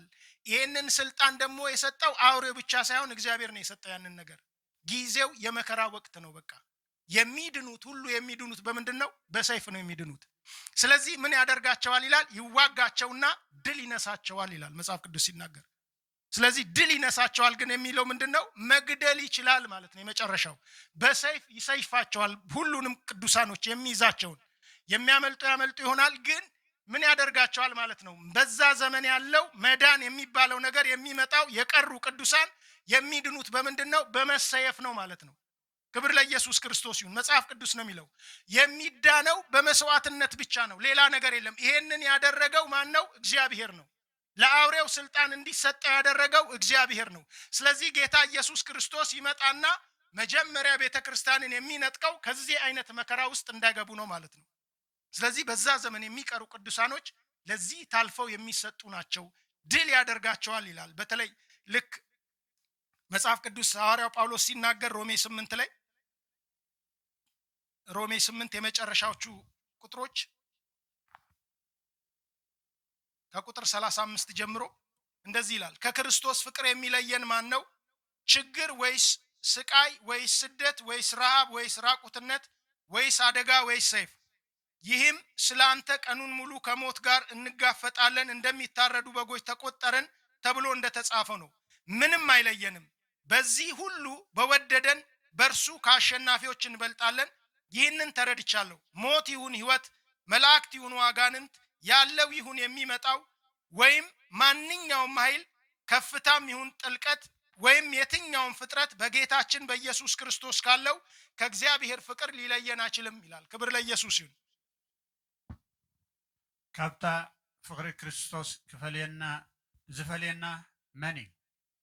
ከመዮ ምእንታኻ ምሉእ መዓልቲ ንቅተል ኣሎና ከም ኣበጊዕ ማሕረድ እውን ተቆፀርና ዝብል ፅሑፍ ዘሎ ጭንቀት ዶ፣ ፀበባ ዶ፣ ስደት ዶ፣ ጥሜት ዶ፣ ዕርቃን ዶ፣ ፍርህ ዶ ወይስ ሰይፊ? ሞት ኮነ ወይ ሞት ኮነ ወይ ህይወት፣ መላእክቲ ኮኑ ወይ ገዛእቲ፣ ዘሎ ኮነ ወይ ዝመፅእ ወይ ሓይልታት፣ ልዕል ዝበለ ኮነ ወይ ትሕት ዝበለ ካልእ ፍጥረት እውን እንተኾነ ካብታ ኣብ ክርስቶስ ኢየሱስ ጎይታና ዘላ ፍቅሪ ኣምላኽ ከቶ ክፈልየና ከም ዘይኮነሉ ኣርጊፀ ኣለኹ እሞ በዚ ኩሉ በቲ ዘፍቀረና ኣፀቢቕና ንስዕር ኢና። ክብር ለኢየሱስ ክርስቶስ ይሁን። ተመልከቱ ምን ይላል? ያልዘረዘረው ነገር የለም። የሚመጣው ይላል፣ ሁሉም ኃይል ይላል፣ አጋንንት ይላል። መጥፎቹን ብትወስዱ ማንኛውም ነገር ከክርስቶስ ኢየሱስ በእግዚአብሔር ካለው ከክርስቶስ ፍቅር ሊለየን የሚችል ማንም የለም ይልና በተለይ ተመልከቱ ቁጥር 37 ማንም አይለየንም፣ በዚህ ሁሉ በወደደን በእርሱ ከአሸናፊዎች ምን እናደርጋለን ይላል? እንበልጣለን ይላል። ክብር ለኢየሱስ ይሁን። አሸናፊዎች የሚባሉት ለጊዜው አሸናፊ የሚሆኑ የሚመስሉ ናቸው። ክብር ለኢየሱስ ይሁን። በተለይ በሮማን ጊዜ በኔሮ ጊዜ ቅዱሳን እንደ በቃ ልክ አምፊ ቲያትር ውስጥ ይገቡና ልክ ስቴዲየም አሁን እግር ኳስ ሰዎች እንደሚያዩ ይገቡና ሰዎች ገብተው ቅዱሳን ተይዘው ታስረው ይመጡና ለአንበሳ ይሰጣሉ። መዝናኛ ነው። በቃ ሰዎች ይመጡና እዛ ተቀምጠው ቅዱሳን ለአንበሳ ተሰጠው ሲታገሉ ነፍሳቸውን ለማዳን ሲሮጡ እያየ ሰው ይስቃል በእነሱ እዛ ቁጭ ብሎ ማለት ነው። አስቡ፣ ከአንበሳ ከጨካኝ ከአውሬ ራሳቸውን ለመዳን ሲታገሉ በቃ እስኪደክማቸው ድረስ ልክ ሲደክማቸው መቼስ መጨረሻ ላይ ይበላሉ። ያ መዝናኛ ሆኖ ያዩ ነበር ሰዎች። ስለዚህ በሰው አይን ሲታዩ ምንድናቸው? ተሸናፊዎች ናቸው ማለት ነው። ስለዚህ ተሸንፈው ተይዘው ታስረው የመጡ ሰዎች ናቸው። መብታቸው ሁሉ ተነጥቆ የመጡ ለአውሬ የሚሰጡ ሰዎች መዝናኛ ናቸው። ስለዚህ እነዚህ ሰዎች ሞት ያጋጥማቸዋል፣ ለአውሬ ያጋጥማቸዋል፣ ስቃይ ያጋጥማቸዋል። ሲታዩ ለጊዜው ተሸናፊ ናቸው። እነዚህ ቁጭ ብለው ያሉ ያሰሯቸው እነ ኔሮ ሁሉም ምንድናቸው? አሸናፊዎች ናቸው ለጊዜው። ስለዚህ በወደደን በኢየሱስ ክርስቶስ ግን ከአሸናፊዎች ሁሉ እንበልጣለን ይላል። ስለዚህ አውሬው እንዲዋጋ ብቻ ሳይሆን ድል እንዲነሳቸው ስልጣን ተሰጠው ሲል ምን ማለት ነው? ለጊዜው ይይዛቸዋል፣ ለጊዜው ያስራቸዋል፣ ለጊዜው በሰይፍ ይገላቸዋል። መጽሐፍ ቅዱስ ራእይ 6 ላይ ስታነቡ የሞቱትን ከሞት ተነስተው ከክርስቶስ ጋር ነገሱ ይላል። ምን ማለት ነው? ከሞት ተነስተው ከኢየሱስ ክርስቶስ ጋር 1000 ዓመት ሊነግሱ እዚህ ምድር ላይ ተመልሰው ይመጣሉ ማለት ነው። ስለዚህ በዛ ዘመን ያሉ ቅዱሳን፣ በዛ ዘመን ጌታን የሚቀበሉ የተረፉ፣ በዋናነት ስማቸው በሕይወት መዝገብ ላይ የተጻፈ ሰዎች የሚድኑት በምንድን ነው ማለት ነው? በመሰየፍ ነው ማለት ነው። ስለዚህ ከዚህ ለማምለጥ ቅዱሳን ምን መሆን አለባቸው? መዘጋጀት አለባቸው። ዳንኤልም ላይ የሚለው እንደዛ ነው። እግዚአብሔር ነው ያንን ጊዜ የሰጠው። ለዚህ ነው መጽሐፍ ቅዱስ ሄዳችሁ ስትመለከቱ ማቴዎስ ወንጌል ምዕራፍ 24 ላይ ዓለም ላይ ከዚህ በፊት ሆኖ ማያቅ መከራ ይመጣል ይላል። እግዚአብሔር ይላል ቀኖቹን ባያሳጥረው ስጋ የለበሰ ሁሉ አይድንም ይላል ቀኖቹን። ስለዚህ እግዚአብሔር የሚያሳጥረው ለማ ብሎ ነው ይላል መጽሐፍ ቅዱስ ሲናገር? ለተመረጡት ለምርጦቹ ብሎ ነው ይላል። ቀኑን ያሳጥራል። ልክ በዛ ዘመንም እንደዛ ሮማውያን ነኔሮ በጣም በጭካኔ የወጡበት ዘመንም እግዚአብሔር ቀኑን ያሳጠረው ለተመረጡት ለምርጦቹ ብሎ ነው። እግዚአብሔር 7 ዓመት ያደረገው 42 ወር ብቻ እንዲሰራ ተሰጠው። እንደዚህ ስልጣን የተሰጠው የገደበው ለማ ብሎ ነው? ለቅዱሳን ብሎ ነው። ክብር ለኢየሱስ ክርስቶስ ይሁን። ስለዚህ ሰዎች የሚድኑት በምንድን ነው ማለት ነው? በመሰየፍ ነው። ራእይ እዛው ላይ ለቅዱሳን የተሰጠ ማስጠንቀቂያ አለ። እዛ ላይ ምን ይላል? ራእይ 13 ላይ እዛው ልመለስ። ምን ይላል?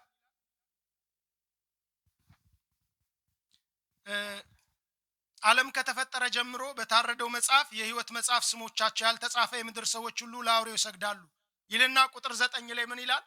ጆሮ ያለው ቢኖር ይስማ።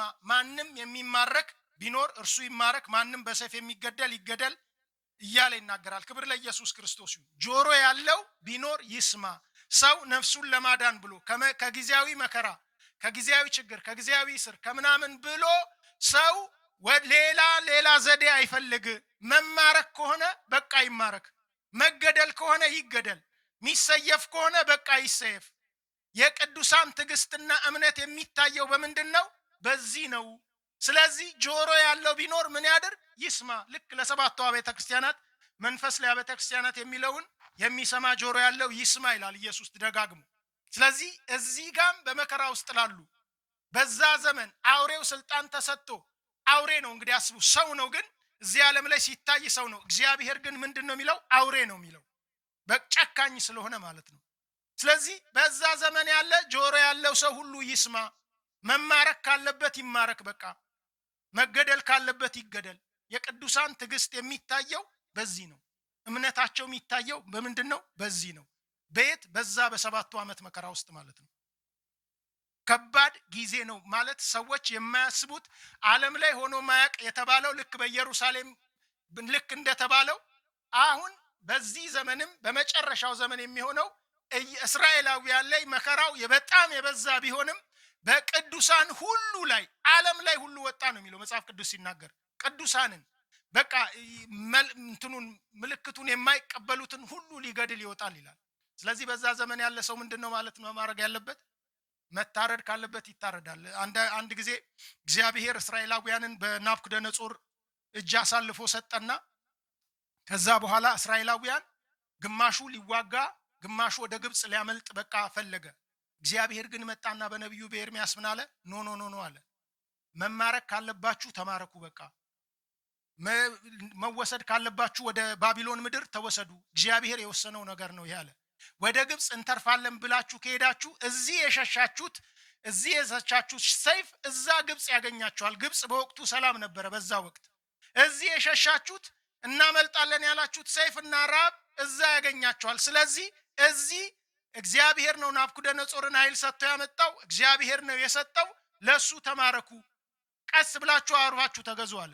ጊዜው የምትድኑት በዛ ነው አላቸው። ክብር ለኢየሱስ ክርስቶስ ይሁን። ስለዚህ እዚህ ጋም ጆሮ ያለው ይስማ። መማረክ ካለበት ሰው መማረክ አለበት።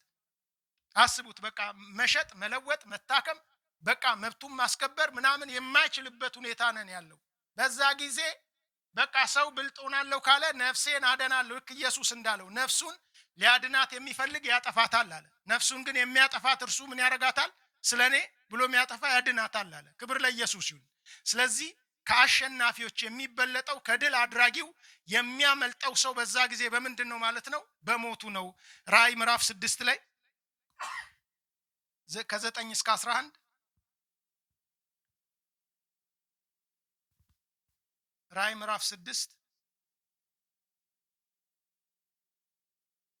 ከ9 እስከ 11 ነቲ ሓምሳይ ማሕተም ምስ ፈትሖ ከዓ ነፍሳት እቶም ስለ ቃል ኣምላኽን ስለቲ ዝነበሮም ምስክርን እተሓርዱ ኣብ ትሕቲ መሰውኢ ርኤኹ። ዓው ዝበለ ድምፂ ከዓ ወ ቅዱስን ሓቀኛን ጎይታ ክሳዕ መዓስ ኢኻ ዘይትፈርድ? ነቶም ኣብ ምድሪ ዘለውኻ ክሳዕ መዓስ ኢኻ ሕነ ደምና ዘይትፈትዮም እናበሉ ጠርዑ። ንነፍሲ ወከፎም ድማ ጻዕዳ ክዳን ተዋህቦም እቶም ከማታቶም ክቕተሉ ዘለዎም ብፀቶም ባሮትን ኣሕዋቶምን ክሳዕ ዝምልኡ ከዓ ገና ቁርብ ዘመን ክዓርፉ ተባህለሎም። ክብር ለኢየሱስ ይሁን። በዛው በመከራው መሃል ማለት ነው ምን ይላል? አምስተኛው ማህተም በተፈታ ጊዜ ስለ እግዚአብሔር ቃልና ስለ ጠበቁት ምስክርነት የታረዱትን ሰዎች ነፍሶች ከመሰዊያ በታች አየው። እነርሱም በታላቅ ድምፅ ሁሉን የምትገዛ ቅዱስና እውነተኛ ጌታ ሆይ እስከ መቼ አትፈርድም? እስከ መቼስ ደማችንን በምድር በሚኖሩት ላይ አትበቀልም አሉ። ከዚያም ለእያንዳንዳቸው ነጭ ልብስ ተሰጣቸው። ወደፊትም እንደ እነርሱ የሚገደሉ የአገልጋዮች ባልንጀሮቻቸውና ወንድሞቻቸው ቁጥር እስኪሞላ ድረስ ጥቂት ጊዜ እንዲታገሱ ተነገራቸው ይላል። እነዚህ በመከራው መሃል ሆነው ምናልባት መከራው ጀምሮ ወዲያው የተሰየፉ ሰዎች፣ ወዲያው የተገደሉ ሰዎች ነፍሶችን አየው ይላል ዮሐንስ። በእነዚህ ነፍሳቶች ተገለው ነው ተሰውተው ነው የሄዱት። ተሰውተው ከሄዱ በኋላ ግን መጸለይ ጀመሩ። ለምንድን ነው ደማችንን በምድር ላይ የፈሰሰውን ማትበቀለው? እስከ መቼ ነው ይላሉ። ምናልባት እዛ ሆነው መከራው እየቀጠለ እንደሆነ በምን ይወቁ አላቅም። ብቻ ግን እስከ መቼ ነው ማትበቀለው? እስከ መቼ ነው? በቃ እንደዚህ ተሰይፈናል፣ እንደዚህ ገለው ደማችንን አፍስሰዋል፣ እስከ መቼ ነው ማታደርገው ብለው አሉት ይላል። ከዛ ግን የተሰጣቸው መልስ የሚገርም ነው። እንደናንተ ገና በምድር ላይ ያሉ በመከራ ውስጥ ያሉ እንደናንተ ታርደው የሚመጡ ሰዎች ገና አሉ። ቁጥራቸው አልሞላም። በምድር ላይ ያሉ እናንተም ታርዳችሁ ነው ወደዚህ የመጣችሁት፣ ተሰውታችሁ ነው የመጣችሁት። ምን ይላል ተመልከቱ። ከዚያም ለእያንዳንዳቸው ነጭ ልብስ ተሰጣቸው። ወደፊትም እንደነርሱ የሚገደሉ የአገልጋይ ባሪያዎችና ወንድሞቻቸው ቁጥር እስኪሞላ ድረስ ጥቂት ጊዜ እንዲታገሱ ተነገራቸው። ጥቂት ጊዜ ታገሱ። ገና የሚታረዱ ሰዎች አሉ። ተገለው የሚመጡ ሰዎች አሉ። ቁጥራቸው አልሞላም። ምክንያቱም እዛ ራእይ 13 ላይ አይተናል አይደል? ዓለም ከተፈጠረ ጀምሮ በበጉ የሕይወት መጽሐፍ ስማቸው የተጻፈ ነው የሚለው የማይሰግዱለት። ስለዚህ ስማቸው የተጻፈ ገና ያልታረዱ ሰዎች አሉ በምድር ላይ። ወይ በመከራው ጊዜ ጌታን የተቀበሉ ናቸው፣ ወይ ከንጥቀት ተርፈው በኋላ ንስሐ ገብተው መከራውን አልፈው የሚድኑ ሰዎች ናቸው። ስለዚህ እነዚህ ሰዎች በቃ የተገደሉ ሰዎች ፍረድልን ሲሉ ትንሽ ጠብቁ፣ እንደናንተ ገና ታርደው የሚመጡ አሉ ይላል። ስለዚህ በዛ ዘመን የሚድኑ ቅዱሳኖች፣ ከንጥቀት የሚቀሩ ቅዱሳኖች ስማቸው በሕይወት መዝገብ ዓለም ከመፈጠሩ ጀምሮ በበጉ መጽሐፍ ስማቸው የተጻፈ ሰዎች የሚድኑት በምንድን ነው ማለት ነው? በመስዋዕትነት ነው ማለት ነው የሚድኑት። እንደምናስበው ግን ቀላል አይደለም ማለት ነው። ይዋጋቸዋል፣ ያሳድዳቸዋል። ምግብ መግዛት አይችሉም። አስቡ፣ ሰው ሲራብ ምግብ መግዛት አይችሉም። የወለዱ ሰዎችን በዛ ዘመን አስቡ ውስጥ የወለዱ እናቶችን ምግብ ለልጆቻቸው መግዛት አይችሉም። ስለዚህ ለልጆቻቸው ምግብ ለመግዛት ሄደው ቁጥሩን መቀበል አለባቸው። መከራ ነው ማለት ነው በዛ ዘመን። ስለዚህ የቅዱሳን ትዕግስትና እምነት የሚፈተነው በዚህ ነው። መማረክ ካለባቸው ይማረኩ፣ መገደል ካለባቸው ይገደሉ። ጊዜው አስቸጋሪ ነው። ሰው ታሞ አይታከምም። ንብረቱ መተው ሲወስዱ ሄዶ መጠየቅ አይችልም። ልክ እዚህ ዘመን ፖሊስን ስታናግሩ አይታችኋል። መጀመሪያ የምትጠየቁት ፐርሹን ነምበር ነው። ስለዚህ የመጀመሪያ የምትጠየቁት ምልክት ነው ማለት ነው። ስለዚህ በዛ ዘመን የለቅዱሳን እጅግ በጣም መከራ ነው ማለት ነው። ስልጣን ደግሞ ተሰጥቶታል። አውሬው እንደፈለገ ማድረግ እንዲችል ሲስተሙን ሁሉ ይቆጣጠረዋል። ሁሉንም ሲስተም ይቆጣጠረዋል። አስቡት፣ አሁን ሁሉም ነገር የምንከፍለው ነገር በባንክ አይዲ ነው። ሁሉም ነገር ፖስታ እየቀረ ነው ሁሉም ነገር። ስለዚህ መቆጣጠር ይችላሉ፣ መዝጋት ይችላሉ ማለት ነው። እዛ የኔን ብር ከፈለጉ መያዝ ይችላሉ። እንደ ድሮ አይደለም። ብር ቢሆን ተቀብዬ ይዛለሁ። ኤቭሪ ነገር ማንኛውም ነገር በዛ ዘመን እየመጣ ያለው ኤአይ የሚባል አለ። ሁሉንም ነገር መቆጣጠር ይችላሉ በቃ። ስለዚህ ቅዱሳኖች መሸጥ፣ መለወጥ፣ መግዛት፣ ማንኛውንም ነገር መከራየት፣ ማንኛውንም ነገር እዚህ ምድር ላይ ማድረግ አይችሉም ማለት ነው። ስለዚህ የቆረጠ ትዕግስታቸውና እምነታቸው የሚፈተነው የሚታየው በዚህ ነው አለ። ጆሮ ያለው ምን ያድርግ? ይስማ አለ። ክብር ለኢየሱስ ክርስቶስ ይሁን። ሰዓቱ ሞልቷል፣ ግን አንድ 5 ደቂቃ እንዴት ነው ታዲያ ከዚህ ልናመልጥ የምንችለው? ጌታ ኢየሱስ ክርስቶስ ከዚህ መከራ እንድታመልጡ ብሎ ይናገራል። ክብር ለኢየሱስ ክርስቶስ ይሁን። ስለዚህ እዚህ መከራ ውስጥ መግባት የማንፈልግ ከሆነ ኢየሱስ ክርስቶስ የተናገረውን ነገር ሉቃስ ወንጌል ምዕራፍ 21 ላይ ከቁጥር 34 ጀምሮ እስከ 36 እንግዲህ በገደብ የለሽ ሕይወት በመጠጥ ብዛትና ስለ ኑሮ በመጨነቅ ልባችሁ እንዳይዝልና ያ ቀን እንደ ወጥመድ ድንገት እንዳይደርስባችሁ ተጠንቀቁ። ይህ በመላው ምድር በሚኖሩ ሁሉ ላይ ይደርሳልና፣ ስለዚህ ከሚመጣው ሁሉ እንድታመልጡና በሰው ልጅን ፊት መቆም እንድትችሉ ሁል ጊዜ ተግታችሁ ጸልዩ ይላል። ስለዚህ መጀመሪያ ለማምለጥ ከሚመጣው እንደተባለው ለማምለጥ መጀመሪያ ቅዱሳን ተግተው መጸለይ ያለባቸው። ሶሪ በትግርኛ ብለ ግናኸ እታ መዓልቲ እቲኣ ኣብ ኩላ ዝባን ምድሪ ንዝነብሩ ዘበሉ ከም መፈንጥራ ክትበጽሖም እያ እሞ ስስዕን ስኽራንን ሓልዮት ሓዳርን ንልብኹም ከየኽብድ እታ መዓልቲ እቲኣ ብድንገት ከይትመጸኩምሲ ንነፍስኹም ተጠንቀቑ። ስለዚ ካብዚ ዝመጽእ ኩሉ ነገር ንምምላቑን ኣብ ቅድሚ ወዲ ሰብ ደው ንምባልን ሓይሊ ምእንቲ ክትረኽቡስ ኩሉ ሳዕ እና ጸለኹም ንቕሑ። ክብር ለኢየሱስ ክርስቶስ ይሁን። ኢየሱስ የሚመጣውን መከራ ኢየሩሳሌም በዛ ወቅት ስትፈራርስና ኢየሩሳሌም ቤተ መቅደሱ ሲፈርስ የሚያልቀው ህዝብ ብዛቱ ዓለም ላይ ሆኖ ማያቅ ነው ብሏል። በዛ ጊዜም ተናግሯል። ስለዚህ ትንቢቱ ደግሞ ልክ እንዳልኳችሁ ነው። ዱዋል ፉልፊልመንት የሚባላለው በዚህ በመጨረሻው ዘመንም የሚሆን ነው። ስለዚህ ከሚመጣው መከራ ሁሉ ማምለጥ እንድትችሉ እንደገና በሰው ልጅ ይሄንን የሚናገረው ለዓለም አይደለም፣ ለቅዱሳን ነው የሚናገረው። ጌታ ኢየሱስ ለደቀ መዛሙርት ነው የሚናገረው። ከነሱ ቃል የተነሳ ዮሐንስ 17 ላይ እንደሚናገረው ለእናንተ ብቻ አይደለም ምለው ይላል። በእነሱ የሚያምኑ ሲጸልይ ራሱ ለነዚህ ብቻ አልጸልይም አለ፣ ለቅዱሳን ከነሱ ቃል የተነሳ ስለሚያምኑትም ጭምር ነው አለ። ለኛም ጸልዩዋል ማለት ነው በዛ ጊዜ። ክብር ለኢየሱስ ይሁን። ስለዚህ ምን ይላቸዋል እዚህ ጋር? መከራውን አይነት በጣም እጅግ በጣም ከባድ እንደሆነ ሆኖ ማያቅ መከራ በቃ ይመጣል አለና ከዚህ ሁሉ መከራ ማምለጥ እንድትችሉ ድንገት ስለሚሆን ከዚህ ሁሉ መከራ ማምለጥ እንድትችሉ እንደገና በሰው ልጅ ፊት መቆም እንድትችሉ በአየር ላይ ማለት ነው በክርስቶስ ደቤማሲት የሚባለው ላይ እዛ ላይ መቆም እንድትችሉ ምን አድርጉ አለ? ስትጸልዩ ሁሉ ጊዜ ምን አድርጉ አለ? ትጉና ጸልዩ አለ። ክብር ለኢየሱስ ይሁን። ክብር ለኢየሱስ ክርስቶስ ይሁን። ስለዚህ እንደተመረጠን እግዚአብሔር የልጁን መልክ እንድንመስል አስቀድሞ እንደወሰነን ሰዎች ቅዱሳን እንዴት መመላለስ አለባቸው ማለት ነው? ከዚህ ከመከራ ለማምለጥ ከዚህ ሰይፍ ከዚህ አውሬው ለማምለጥ ቅዱሳን ምን ማድረግ አለባቸው ማለት ነው? ተግተው መጸለይ አለባቸው ማለት ነው። እንደሚለው መጸለያችሁ አይቀርም ትጸልያላችሁ፣ ስትጸልዩ ግን ትጉ ይላል። ይሄ መከራ ስላለ ይሄ መከራ ድንገት ስለሚመጣ በዓለም ሁሉ ያሉት ላይ ምን አድርጉ ይላል? ስትጸልዩ ትጉ ይላል። ስለዚህ ከዚህ ነገር ለማምለጥ እዚህ አስከፊ በጣም አስጨናቂ ከሆነ በጣም መከራ በጣም ፈተና ከሆነ ከዚህ ከፈተናው ሰዓት አንተም የትዕግስቴን ቃል ስለጠበቅ እኔም ከፈተናው ሰዓት አድንሃለሁ እንዳለ ለፊላደልፊያ ልክ እንዳለው ከዚህ ፈተና ለማምለጥ ኢየሱስ የሰጠን ነገር ምንድነው? ከዚህ ሁሉ ለማምለጥ ስትጸልዩ ሁሉ ጊዜ ምን አድርጉ? ትጉ አለ። የሚተጋ ሰው ከፈተና ያመልጣል ማለት ነው። ጌተሰማኒ ላይ አይታችኋል። በቃ ኢየሱስ ክርስቶስ ተጨነቀች ነፍሴ በቃ አለና በቃ እስቲ ጸልዩ በቃ አላቸው ይላል። ከፋፈላቸውና ሶስቱን ወደፊት አምጥቶ እሱ ራቅ ብሎ ጸለየ። በቃ ጸልዩ አላቸው ይላል። ከሲመጡ እንደገና ተኝተዋል። አሁንም ሲመጡ ተኝተዋል። ከፈተና በቃ እንድትድኑ ምን አድርጉ አላቸው? ጸልዩ። አባታችን ሆይ ጸሎት ላይም ከፈተና አድነን ብላችሁ ጸልዩ አለ። ክብር ለኢየሱስ ይሁን። ፈተና ውስጥ ሰው ሲገባ የሚሆነው አይታወቅም። ሁሉም ሰው ያልፍ መቼስ ፈተና ላይ ወድቋል ገብቷል። አንዳንድ ደግ አስተማሪ በቃ ላሳልፍ ካላለ ፈተና ውስጥ ሲገባ የሚወድቅ ተማሪ አለ፣ የሚጨነቅ ተማሪ አለ፣ ምናምን የሚሆን አለ። ስለዚህ ምን አድርጉ አለ? ትጉና ጸልዩ አለ። ክብር ለኢየሱስ ክርስቶስ ይሁን። ሌላው ዕብራውያን 10 ላይ ቁጥር 23 ላይ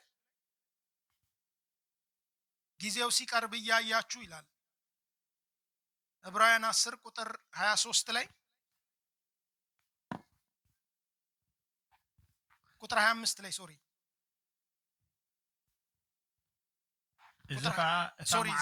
ቁጥር 24 እና 25 እንታነብልኝ። ንፍቅርን ንሰናይ ግብርን ንምንቅቃሕ ኣብ ንሓድሕድና ነስተብህል። እዚ ከዓ እታ መዓልቲ እቲኣ ትቐርብ ከም ዘላ ኣጸቢቕኩም ትርእዩ ኣለኹም እሞ ንሓድሕድና ንመዓዓድ እምበር ገሊኣቶም ከም ልማድ ከም ዝገብርዎ ኣኼባና ኣይንሕተን። ክብር ለኢየሱስ ይሁን። እርስ በርሳችንም ለፍቅርና ለመልካም ስራ እንዴት እንደምንነቃቃ እናስብ። አንዳንዶች ማድረግ እንደተዉት መሰባሰባችንን አንተው፣ ይልቁንም ቀኑ እየተቃረበ መምጣቱን ስታዩ እርስ በርሳችን እንበረታታ ይላል። ክብር ለኢየሱስ ይሁን። ሐዋርያው ጳውሎስ የሚመክራቸው ዕብራውያንን በተለይ አንዱ ምንድነው? ቀኑ ቀርቦ ስታዩ እርስ በርሳችን ምን እናድርግ ይላል? መሰባሰባችንን አንተው፣ እርስ በርስ ለፍቅርና ለመልካም ስራ እንድንተያይ እንሰባሰብ፣ እንበረታታ ይላል። ክብር ለኢየሱስ ይሁን። ቀኑ ሲቀርብ ፈተና በጣም ይመጣል። ልክ ኢየሱስ ማቴዎስ ወንጌል ምዕራፍ 24 ላይ እንዳለ በቃ ቀኑ በሚቀርብበት ጊዜ ከአመፃው ብዛት የተነሳ ከኃጢአት ብዛት የተነሳ ከማንኛውም ከእንደዚህ ከበደል ከአመፃ ብዛት የተነሳ የብዙ ሰው ፍቅር ምን ያደርጋል ይላል? ይቀዘቅዛል ይላል። በቃ አመፃ የሚባለው አስቡት እንግዲህ እዚያ ምድር ላይ ያለው አመፃ። አሁን ደግሞ በዚህ ላይ ይሄ ሶሻል ሚዲያ የሚባለው ነገር ተጨምሮ እያንዳንዱ ቤት አመፃው እየገባ ማለት ነው። ለብቻም ያለው ሰው ጋር እየገባ በእንደዚህ አይነት ክፉ ዘመን ቅዱሳን ካልተሰባሰቡ አንድ ላይ ሆነው ካልተበረታቱ ለመልካምና ለፍቅር በቃ ለመልካም ስራ እንድንነቃቃ እኮ ነው የሚለው፣ እንድንነሳሳ እኔ አንዱን እንዳበረታው አንዱ እኔን እንዲያበረታኝ ምን እናድርግ ይላል? ቀኑ ሲቀርብ የበለጠ መሰባሰባችሁን አትተው ይላል። ክብር ለኢየሱስ ይሁን። አንዳንዶች መሰባሰብ ትተዋል በዕብራውያን በዛ። ስለዚህ ወደ ቀደመው ትምህርት ተመልሰው ሄደዋል። ራእይ 12 ላይ የሚናገረው ልክ ሚካኤልና ዘንዶ ከዚህ ሚካኤልና መላእክቱ ከዘንዶና ከመላእክቱ ጋር ውጊያ በሰማይ ያደረጉ ይላል መጽሐፍ ቅዱስ ሲናገር። ከዛ ተሸነፉ፣ በሰማይ ስፍራ አልተገኘላቸውም ይላል። ስለዚህ ምድር ላይ ያላችሁ በቃ እልል በሉ ተባለ። ለምን? ዘንዶ በቃ ወድቋል፣ ዲያብሎስ ከዛ ስለሄደ እልል በሉ በቃ ተባለ። ከዛ ምድር ላይ ያላችሁ ግን ወየውላችሁ ይልና ዲያብሎስ ጥቂት ዘመን እንደቀረው አውቆ በታላቅ ቁጣ ወጥቷል ይላል። ጥቂት ዘመን እንደቀረው አውቆ። ስለዚህ ዲያብሎስ ጥቂት ዘመን እንደቀረው ነው የሚሰራው ማለት ነው በዚህ በመጨረሻው ዘመን። በቃ ስለዚህ ሐዋርያ ጳውሎስ የሚለው ቀኑ እንደቀረበና ጥቂት ጊዜ እንደቀረበ ስላወቃችሁ መሰባሰባችሁን ህብረት ማድረጋችሁን አትተው ይላል። ክብር ለኢየሱስ ክርስቶስ ይሁን። ስለዚህ ቅዱሳን በራሳቸው ብቻቸውን ለፍቅር ለመልካም ስራ መበረታታት በቃ እንትን ብለው መታየት አይችሉም ማለት ነው። ስለዚህ ከእንደዚህ አይነት ትዕቢት ሰዎች ወጥተው ምን ማድረግ አለባቸው? ቅዱሳን መሰባሰብ መቻል አለባቸው። ለምን? ለመበረታታት። ክብር ለኢየሱስ ክርስቶስ ይሁን። አገልጋይ ነው ለመበረታታት ወደ ህብረት ይምጣ። እያንዳንዳችሁ ወደ ህብረት ኑ። ከህብረት የሚቀሩትን ወደ ህብረት ኑ በሏቸው። ሰዎች ህብረትን ሲተዉ ደካማ ነው የሚሆኑት። ሲወድቁ የሚያነሳቸው የለም። ለዚህ ነው መጽሐፍ ቅዱስ መክብብ ላይ 2 ሰው 3 ሰው ቢሆን ይሻላል ሰዎች ሲሄዱ፣ አንዱ ቢወድቅ አንዱ ያነሳዋል ይላል መጽሐፍ ቅዱስ ሲናገር። ስለዚህ ሰዎች በሂዩሚሊቲ በጣም በትህትና የሚሄዱ ሰዎች መሰባሰብ መቻል አለባቸው። ሰው ያስፈልገኛል፣ የሚያበረታ ሰው። እያንዳንዳችን የሚያበረታን ሰው ያስፈልጋል። ለፍቅር ለመልካም ስራ እንድንነቃቃ በቃ በርትተን ደግሞ ሌላ መልካም ስራ ደግሞ ለመስራት እንድንችል ምን ማድረግ አለብን? እንተያይ እርስ በርስ ይላል። እንገናኝ። ክብር ለኢየሱስ ክርስቶስ ይሁን። ለምን? በመጨረሻው ዘመን ሰይጣን ጥቂት ዘመን እንደቀረው አውቆ ነው በታላቅ ቁጣ የሚወጣው። በታላቅ ቁጣ የሚወጣው ለዓለም እንዳይመስላችሁ፣ ለሌላው እንዳይመስላችሁ፣ ቅዱሳንን ነው። ከላይም ከሰማይ ነው የወረደው። ስለዚህ እዚህ ምድር ላይ ምልክት ያለባቸው መጽሐፍ ቅዱስ ልክ ራእይ 12 ላይ አይተናል።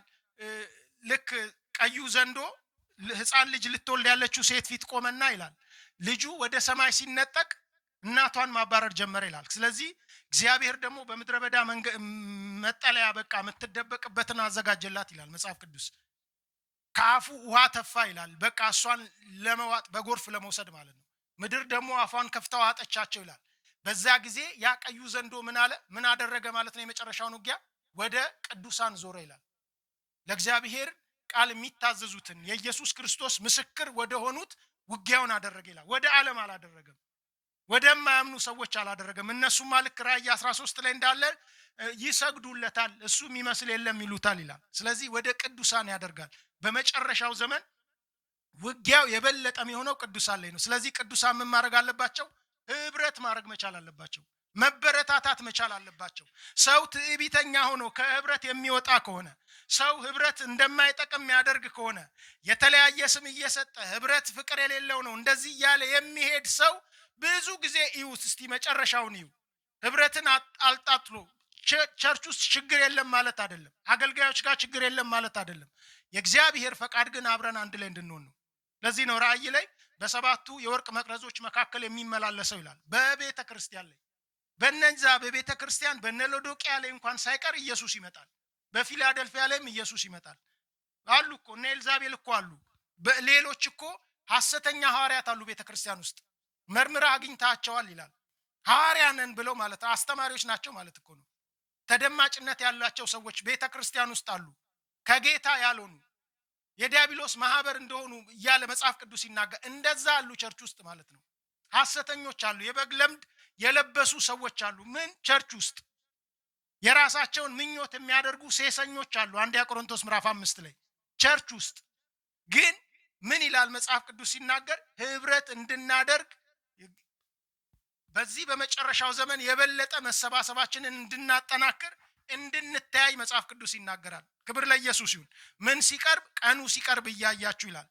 ክብር ለኢየሱስ ይሁን። በሚመቀጥለው የክርስቶስ በቤማ ሲት የሚባለውን የክርስቶስ ኢየሱስ ፍርድ እና ኢየሱስ ዳግም ተመልሶ የሚመጣውን እንመለከታለን። ሁላችንም እንጸልይ። ክብር ለኢየሱስ ክርስቶስ ይሁን። እንነሳና ትንሽ ሰዓት ወስጃለሁ። ሁላችንም እንነሳና እንጸልያለን። ክብር ለኢየሱስ ክርስቶስ ይሁን። እግዚአብሔር ይወደናል። ክብር ለኢየሱስ ይሁን። እስቲ እግዚአብሔር ይወደኛል በሉ። ክብር ለኢየሱስ ይሁን። ከማን ገምተው የሰው ልጅ ሊገምተው ከማይችል መከራ ሊገምተው ከማይችል የእግዚአብሔር ቁጣ እግዚአብሔር ሊያድነን መርጦናል። ክብር ለኢየሱስ ይሁን። ሊያድነን ይሄንን ቃል እግዚአብሔር ያሰማናል። ኢየሱስ ክርስቶስ ጌታ ነው። እስቲ አመሰግንሃለሁ በሉት ጌታን። እስቲ በሉት። ክብር ለኢየሱስ ክርስቶስ ይሁን። ጌታን እንድናውቅ ወደ እርሱ እንድንሰበሰብ የረዳን ጌታ ነው። ክብር ሁሉ ለአንተ ይሁን የዘላለም አምላክ እግዚአብሔር። በኢየሱስ ክርስቶስ ስም እናመሰግንሃለን። እግዚአብሔር ለዚህ ክብር ያዘጋጀህን ልታስመልጠን የሰበሰብከን አንተ ነህ። በጌታ በኢየሱስ ክርስቶስ ስም ክብር ሁሉ ለአንተ ይሁን። እስቲ በሉት ጌታን አመስግኑት። እግዚአብሔር ለእንደዚህ አይነት ጊዜ ያዘጋጀን ጌታ ነው። እውነትን እንድንሰማ ብቻ ሳይሆን እንድናምን ያደረገን ጌታ ነው። ክብር ለኢየሱስ ይሁን። በዚህ መከራ ውስጥ እንዳታልፉ የሚናገራችሁ ጌታ ነው፣ እንድትዘጋጁ። እስቲ ጌታን አመስግኑት። ክብር ለኢየሱስ ክርስቶስ ይሁን። እናመሰግንሃለን የዘላለም አምላክ እግዚአብሔር። በኢየሱስ ክርስቶስ ስም ስለ እነዚህ ቅዱሳን አመሰግንሃለሁ። የዘላለም አምላክ እግዚአብሔር በጌታ በኢየሱስ ክርስቶስ ስም እግዚአብሔር ይሄንን የከበረ የክብር አምላክ እግዚአብሔር ኖህም በእግዚአብሔር ፊት ሞገስ አገኘ ተብሎ እንደተጻፈ እግዚአብሔር በፊት ሞገስ ስላገኘን እናመሰግንሃለን። በፊት ሞገስ ስላገኘው በኢየሱስ ክርስቶስ ስም አመሰግንሃለሁ። እስቲ በሉት። የጥፋት ልክ ሲል ይመጣ ሲል እግዚአብሔር በቃ ሁሉን ሊያጠፋ ብሎ ኖህ ግን በእግዚአብሔር ፊት ሞገስ አገኘ ይላል። ሞገስ በእግዚአብሔር ፊት አግኝቻለሁ በሉ እስቲ በሉ። ሞገስ በአንተ ፊት አግኝቻለሁ። እግዚአብሔር ፊት ሞገስ አግኝተናል። እናመሰግንሃለን የዘላለም አምላክ። በፊት ሞገስ ስላገኘን በኢየሱስ ስም ክብር ሁሉ ለአንተ ይሁን። የዘላለም አምላክ እግዚአብሔር ደግሞ እንደሚገባ መዘጋጀት እንድንችል ማምለጥ እንድንችል የዘላለም አምላክ እግዚአብሔር እንዲሁ እናንተ የተዘጋጃችሁ ሁኑ ተብሎ እንደተጻፈ በኢየሱስ ክርስቶስ ስም መዘጋጀት እንድንችል በዚህ ሰዓት በኢየሱስ ስም እንድትረዳን እንጸልያለን። መዘጋጀት እንድንችል እግዚአብሔር ይፈልጋል፣ እንድንተጋ ይፈልጋል፣ እንድንጸልይ። ክብር ለኢየሱስ ክርስቶስ ይሁን። የጸሎት ሕይወታችን እንዲታደስ ይፈልጋል። ለማምለጥ ትጉና ጸልዩ ተብሎ ተጽፏል። እስቲ በሉት የጸሎት ሕይወቴ ሪቫይቭ አድርገው እስቲ እንደገና በሉት እስቲ ጌታን በቃ ተግቼ እንድጸልይ እርዳኝ እስቲ በሉት። ሌሊት ተነስታችሁ የምትጸልዩ ሰዎች ሆናችሁ ይሄንን የተዋችሁ ሰዎች እግዚአብሔር እንደገና እስቲ በሉት። የእንደገና አምላክ ነው። ጸሎት የተዋችሁ ሰዎች እስቲ እንደገና በሉት። ክብር ለኢየሱስ ይሁን። እግዚአብሔር በዚህ የትጋትን መንፈስ በውስጣችን ያመጣል። ክብር ለኢየሱስ ይሁን። በናዝሬቱ በጌታ በኢየሱስ እግዚአብሔር የክብር አምላክ በኢየሱስ ስም ይሄ የጸሎት ጉልበት ለእያንዳንዳችን እንዲመጣ እግዚአብሔር በዳዊት ቤት በኢየሩሳሌም ላይ የዘላለም አምላክ እግዚአብሔር የልመናንና የሞገስን መንፈስ አፈሳለሁ እንዳልክ በጌታ በኢየሱስ ስም ይሄ እንዲፈስልን እንጸልያለን። ይሄ መንፈስ በኃይል እንዲመጣ እግዚአብሔር የልመናና የሞገስ መንፈስ እግዚአብሔር በላያችን በቤታችን እንዲወድቅ በኢየሱስ ክርስቶስ ስም በዚህ ሰዓት እንጸልያለን። ተግተን እንድንጸልይ እግዚአብሔር እንድንቃትት መንፈስ እንዲያግዘን በኢየሱስ ስም እንጸልያለሁ። እስቲ በሉት የልመናና የሞገስ መንፈስ አፈሳለሁ ብሏል። አፈስልኝ እስቲ በሉት ጌታ አፈስልኝ በሉት። እግዚአብሔር ያፈሳል። ክብር ለኢየሱስ ይሁን። እግዚአብሔር ያፈስላችኋል። እግዚአብሔር የጸሎትን መንፈስ ይሰጣችኋል። በጌታ በኢየሱስ ስም የሚተጉበት እግዚአብሔር የዘላለም አምላክ የምንቃትትበት መንፈስ በኢየሱስ ክርስቶስ ስም በኃይል እንዲለቀቅ እንጸልያለን። በጌታ በኢየሱስ ክርስቶስ ስም በኃይል ይለቀቅ። በኃይል እግዚአብሔር የዘላለም አምላክ ራዲላቮስ ሳፕራኒያ ሞትሮቮስ በጌተ ሰማኒ ኢየሱስ ጸልዩ አላቸው። እነርሱ ግን ተኙ ይላል መጽሐፍ ቅዱስ ሲናገር፣ አንቀላፉ ይላል። ከዛ ልክ በቃ ኢየሱስን የሚይዙ ሲመጡ ሸሹ ይላል። እንኳን ሊቆሙ በቃ ሸሹ ይላል። የሚጸልይ ሰው ይተጋል። ክብር ለኢየሱስ ይሁን። ከፈተና ያመልጣል የሚጸልይ ሰው በጌታ በኢየሱስ ክርስቶስ ስም። እግዚአብሔር መንፈስ ቅዱስ ጊዜና ቦታ ማይገድብ በኢየሱስ ስም የጸሎት መንፈስ እንዲነሳሳ ጸልያለሁ። የጸሎት መንፈሳቸው በጌታ በኢየሱስ ክርስቶስ ስም በኃይል እንዲነሳሳ መንፈስ የሚቀሰቅስ የሚያተጋ መንፈስ እንዲያገኛቸው በኢየሱስ ስም ጸልያለሁ። ራዳቮስ ሳፕሬኔሜትራዲያስ የሚቀሰቅስ መንፈስ ጄላ በሳፕራኒያ ሞትራዲያስ በስራ በመንገድ እግዚአብሔር በእንቅልፍ በቤት በኢየሱስ ክርስቶስ ስም የሚያነሳሳ መንፈስ በኃይል ይለቀቅ፣ በኃይል ይለቀቅ። ሬላ ባጋ ማሃዶስ ታልቬኔሜትራዲያስ እግዚአብሔር መንፈሱን ያፈሳል። ክብር ለኢየሱስ ይሁን። ዘሪት እየመጣ ትንሽ ትጸልይ